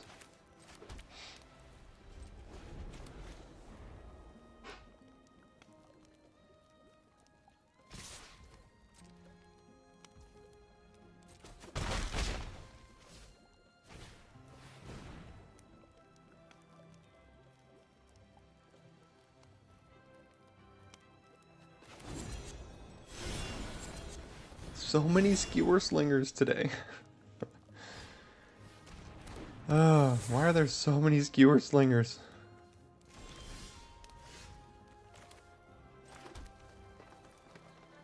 Hold up stutter and light blades, I guess?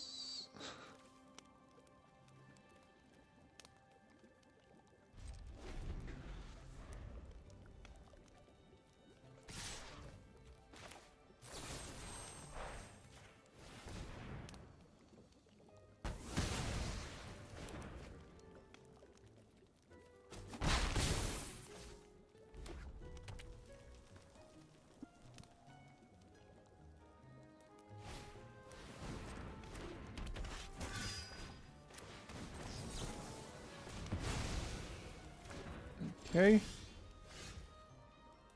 Oh, missed lands are the death of us.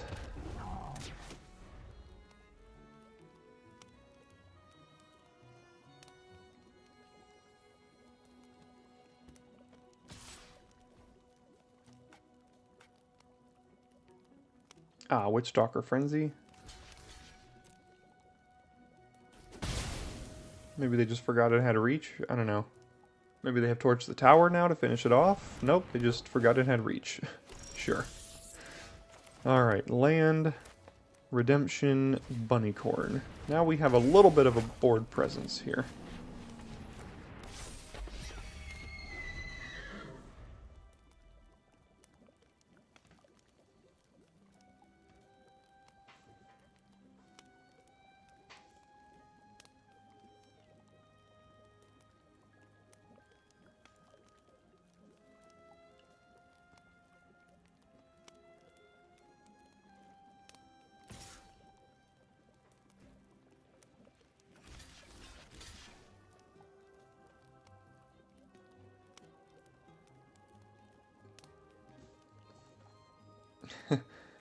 You're right, there are symbols down here. I don't ever pay attention to these things. There's 2 cards with Sneaky Reach on the battlefield right now. What if I block here? What if they kill Tracker and before blocks, then the Bunnycorn becomes a 3/3? What if I just block like this?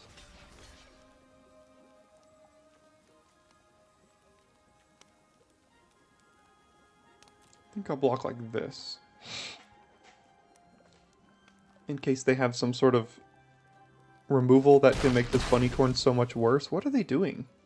Are they going to kill the Tracker now? Okay. Sure.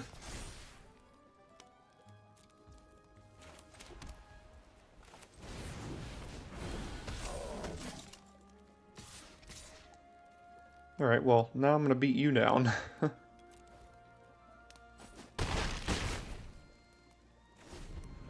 Because next turn I get +4/+4 and trample.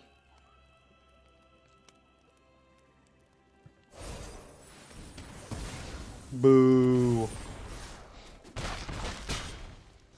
Land. Not quite.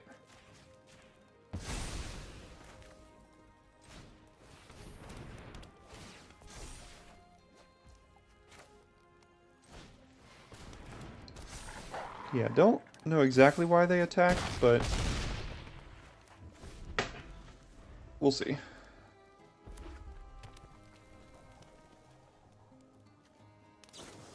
Down goes Bunnycorn.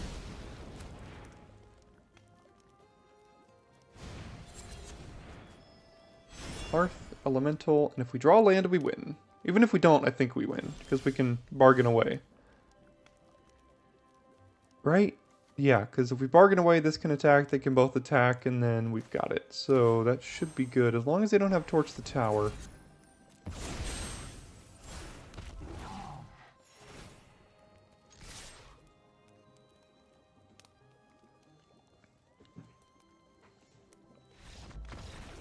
There we go. Some interesting plays from our opponents, but that's alright. We'll take the win.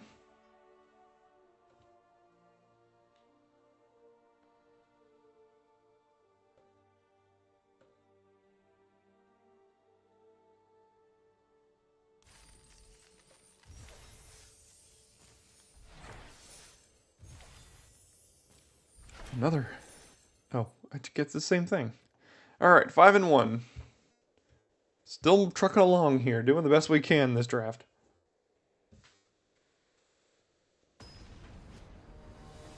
Quick match, probably another Mythic player. Yep, Marciano. Alright, here we go. Ah, that is a suspect hand. We do have a Scry on 1 though, let's keep it. No mountain. Okay. Let's get a Scry. Yeah, sure, why not? Lets me draw a card on 2. I'm not doing anything else with my mana. Playing against red-white, no plays on turn 1 or 2. I'll take it.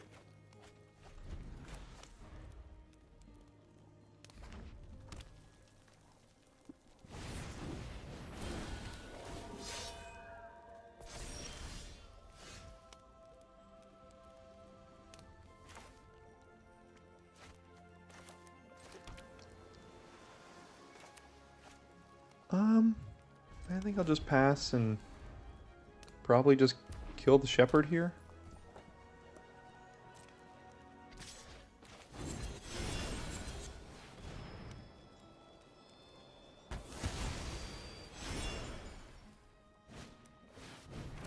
Toonvale Guide.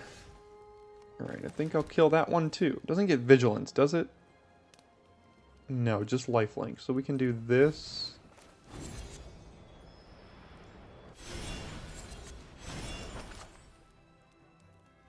And then pass again.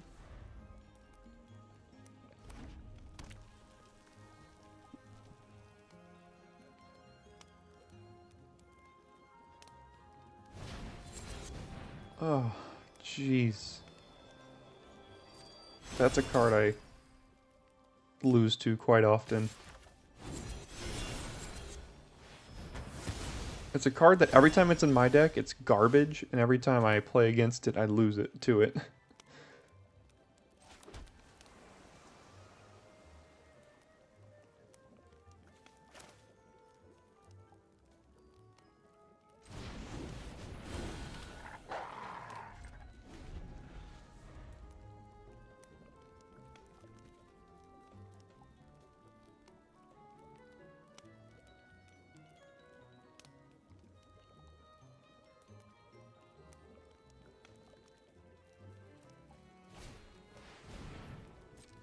Okay, now they play Imidane's Recruiter, I guess.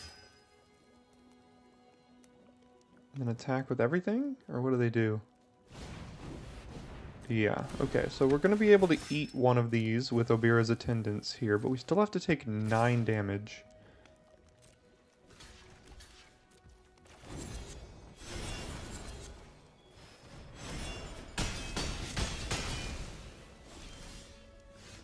Ooh, Light Blaze is a good draw. However, unfortunately, we can't really cast it and do something else.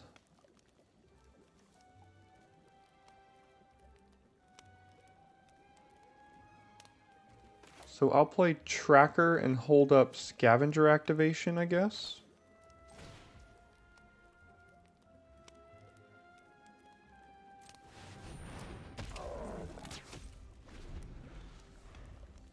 Land would have been really good, and a land next turn is still going to be really good.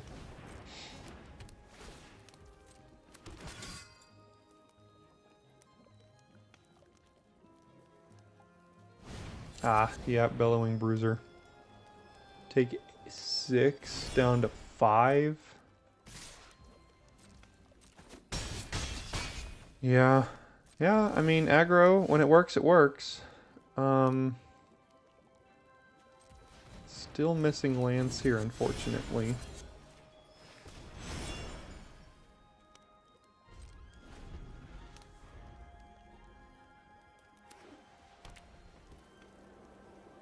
Yeah, Recruiter is a busted card for sure. I don't know, we're at 5.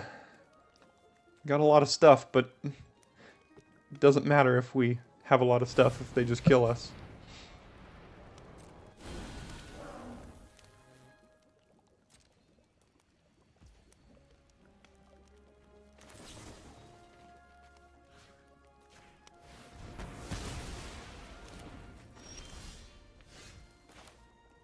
Alright, so now we can do this and still hold up Light Blades here. And now I think we might have it. That was a very critical turn, but if they've got Song of Totentans or something stupid like that, I'm gonna cry. I think it's gonna be important that we eat this food at some point, so I'm just gonna do it now while they don't have anything.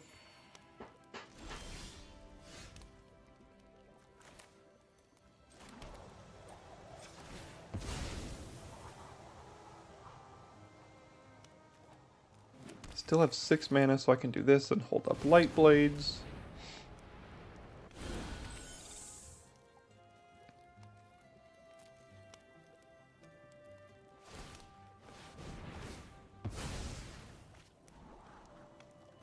Gonna be a close one. We are at 8, and Red-White has the ability to push through quite a bit of damage out of nowhere.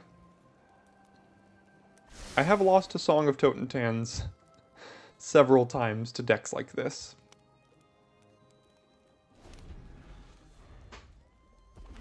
Alright, they did top a card. Let's see what it is. Besotted Knight, that's probably what it was.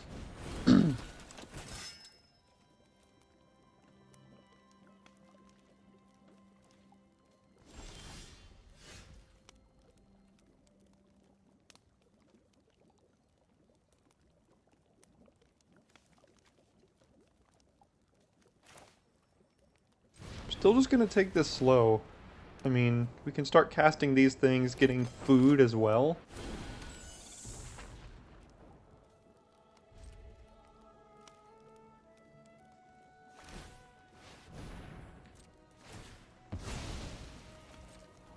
At some point we might be able to attack with these, play Huntsman, and get a Huntsman win at some point with the +2/+2 and Trample. Oof. Yeah, I can't do anything about that. That also has Ward 1, which is really annoying right now.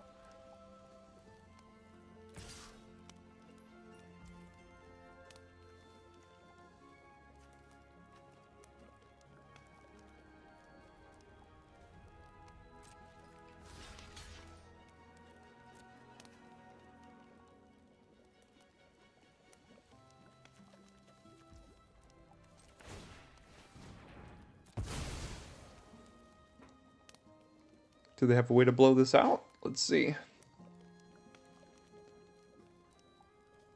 Yeah, the food from Tracker in this deck is always quite good. Doesn't have First Strike, does it? No, okay, good. Oh, hello there, beautiful.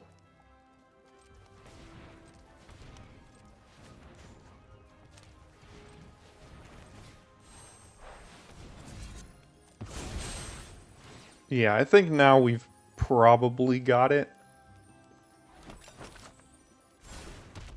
They do have priority, so I have to be a little bit careful here.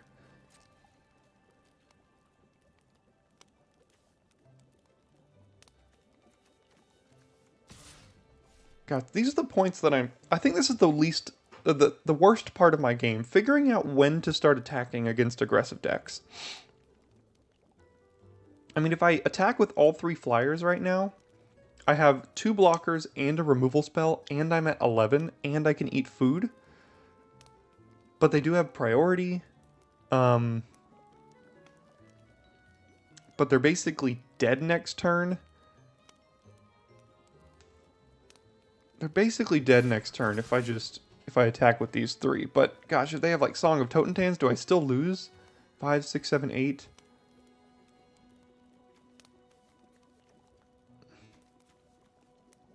Attack for I have 7 creatures. I'll have 11 creatures. I have 2 blockers. Block.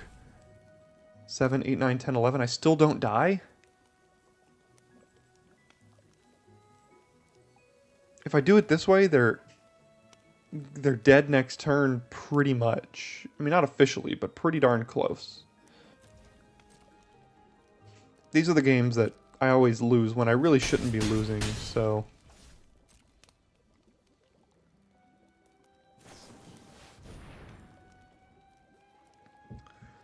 Stroke of Midnight. Alright, alright.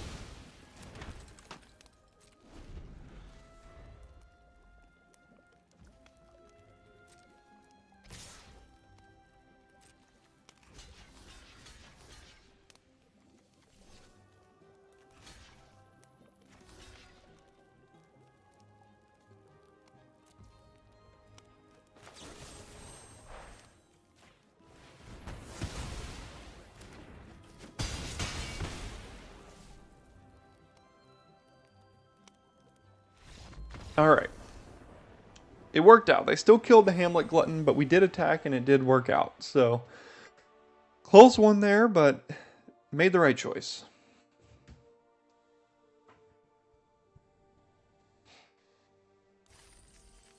Okay, what are we, 6-1 now?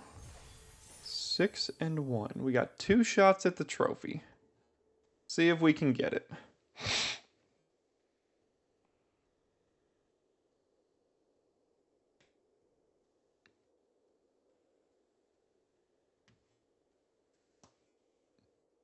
Final boss. Who's it going to be?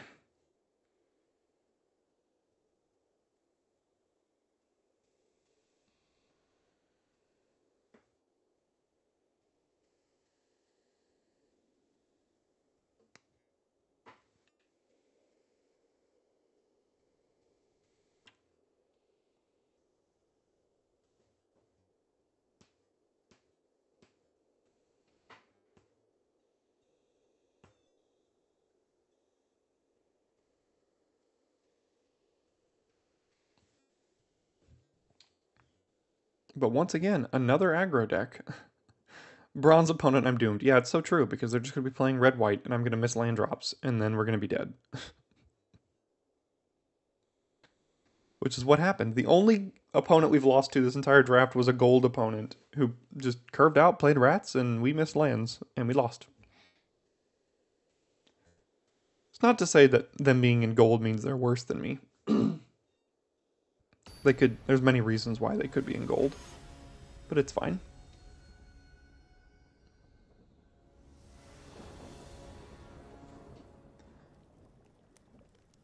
Alright, Prism on 2, Huntsman's on 3 is probably good enough. That lets us cast both of these spells here.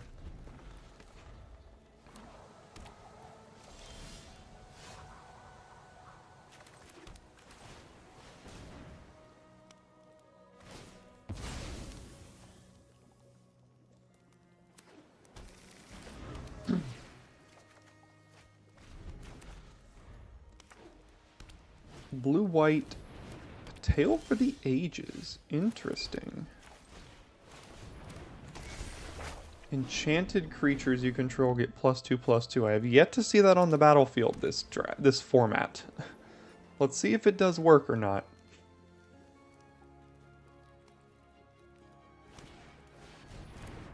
Gallant High Wielder.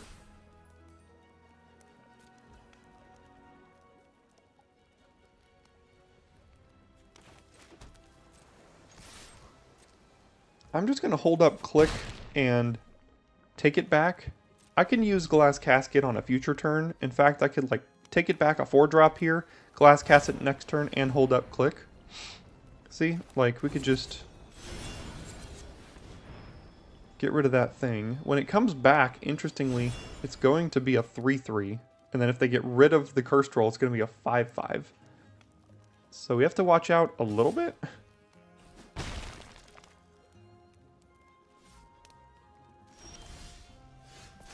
Oh, hello there, Bunnycorn. Still get priority, so they have +2/+2. Archon's Glory here.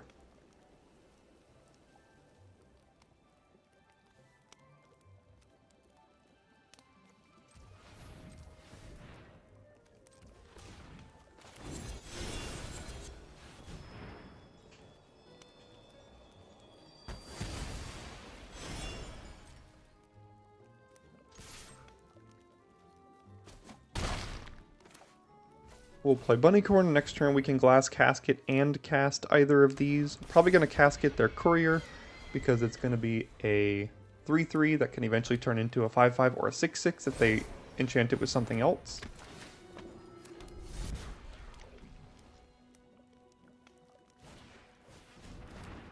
Bunnycorn down.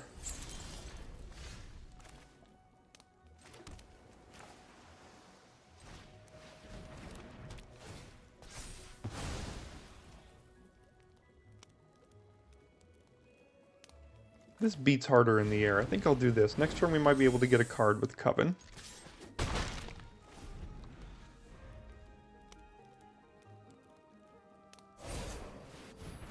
Spellcaster. Sure. And they still do have Archon's Glory here. So let's start by nabbing a card out of their hand. Let's see if they get rid of the Glory.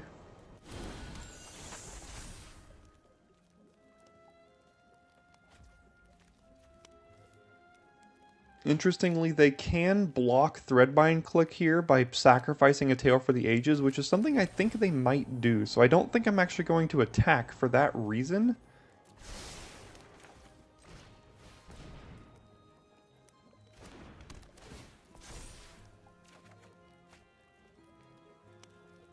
Yeah, I'm not going to attack because they can actually do that. They would gain 4 life. They would kill our flyer. I'm just going to let them... I'm just going to wait till I draw one of my many interactive spells to make sure that the Glory doesn't hose us here.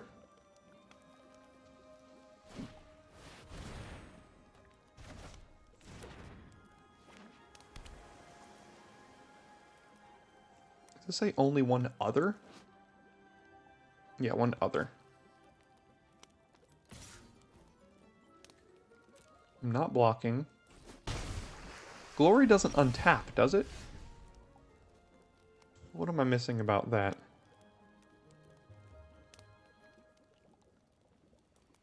Let's see here.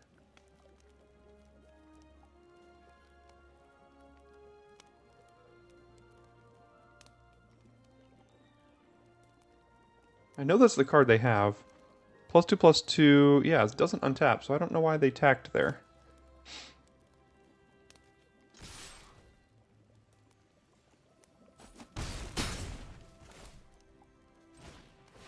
Play Tracker. They're gonna have to Glory at some point here just to gain life. Ooh, they have a Swamp now. What's that card? Aye. Archive Dragon, why? Still holding up Glory? Oh, that's brutal.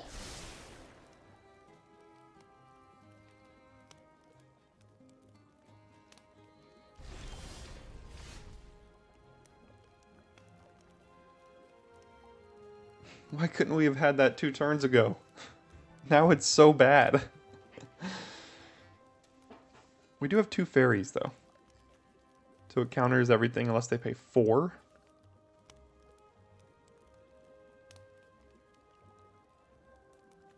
If I attacked with everything, I push through 2 damage and I counter their Glory. Then I lose the Threadbind click. I don't think I could do that. Oh, we were so close there. Alright, now we gotta play the long game.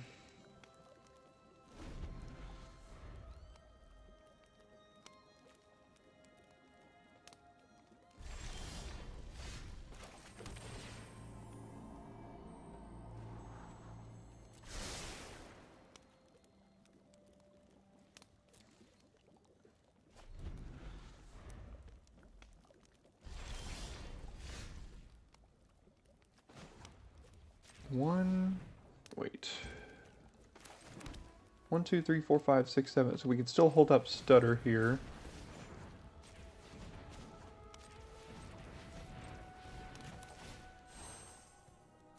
I could actually just bargain away the Prism. I don't need it anymore.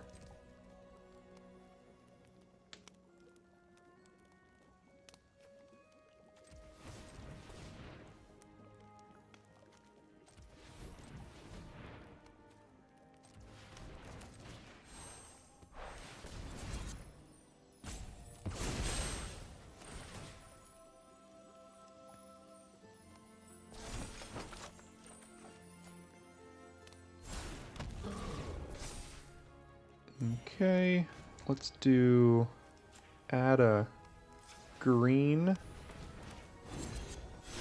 Still hold up Stutter.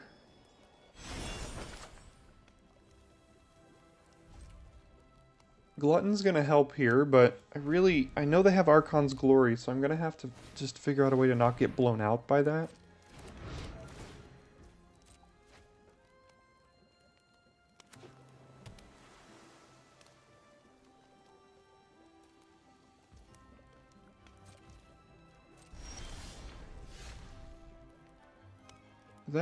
That's a way to not get blown out by it.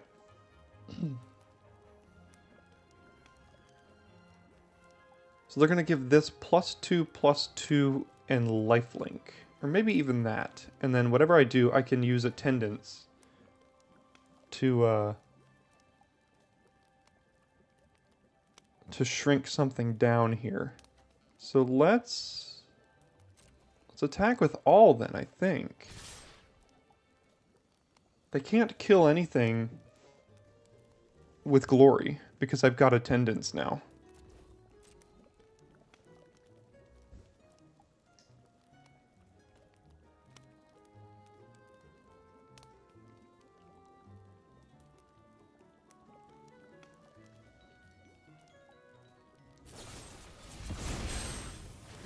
Kellen's Light Blades, which does exactly enough to pay for 4 here.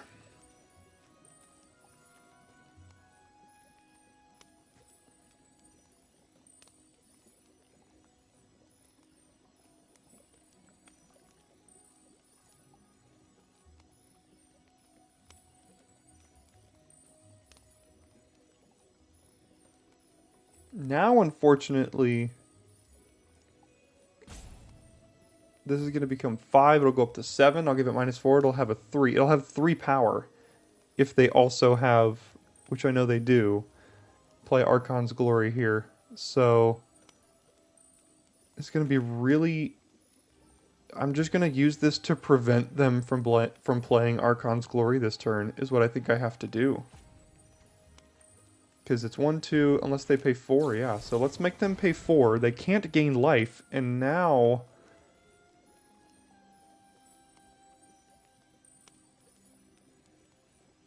Now they're going to have to do that next turn. They go to 2. Oh, they let it get countered. Okay, now we're going to blow them out. I think. Maybe. Oh, crap. This is a 7-9.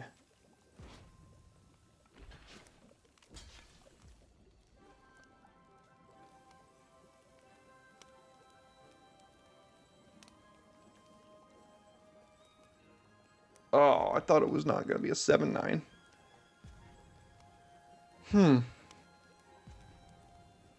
Okay, so we know they have glory. So what if I do... They're going to sacrifice this sorcerer roll.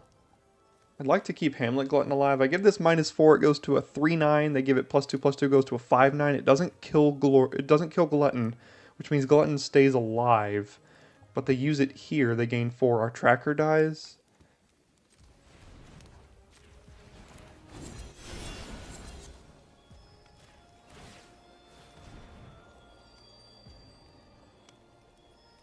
No, I can't make them use it first because they're just going to eat the Glutton. I have to have the Glutton survive. So they're going to use it on the Spellcaster here.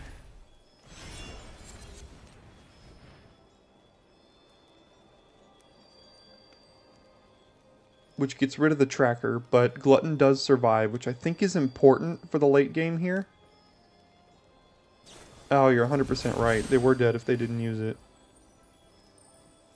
But... yeah. Still okay. It does survive.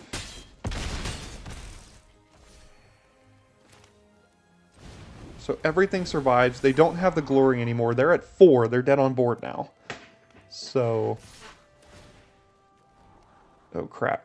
What is this going to be? Oh, goodness gracious. Alright, man. So we put them on Archon's Glory way early on, and then managed to play around it the entire game, and then finally get a win out of it, too. I think that's one of the best parts of my game, is playing around cards that I know that they have.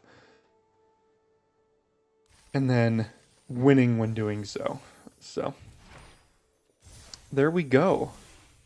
Was that a 7-1 with this deck? Jeez. I will take it.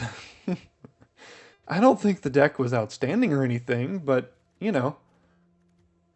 The white cards we played were great. Like, every single one of them did an outstanding work. We had 2 Prisms. Good green cards. Tracker was great. Double Glutton. I do like Attendance and Gatekeeper. You saw how good they were at the end there. Double Click. Outstanding. Some filler down here. I mean, actually, the deck was great. The deck was great. I think it was really, really good. So that'll do it for the Wilds of Eldraine live stream portion of the channel. Go ahead and stick around here on the channel and subscribe if you're not already so you can get all of the VODs coming up. We're going to have another 15 or 16 drafts.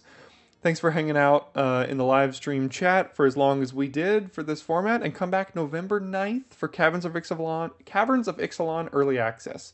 That'll be the next stream here on the channel. Thanks for staying around, and I will see you all later.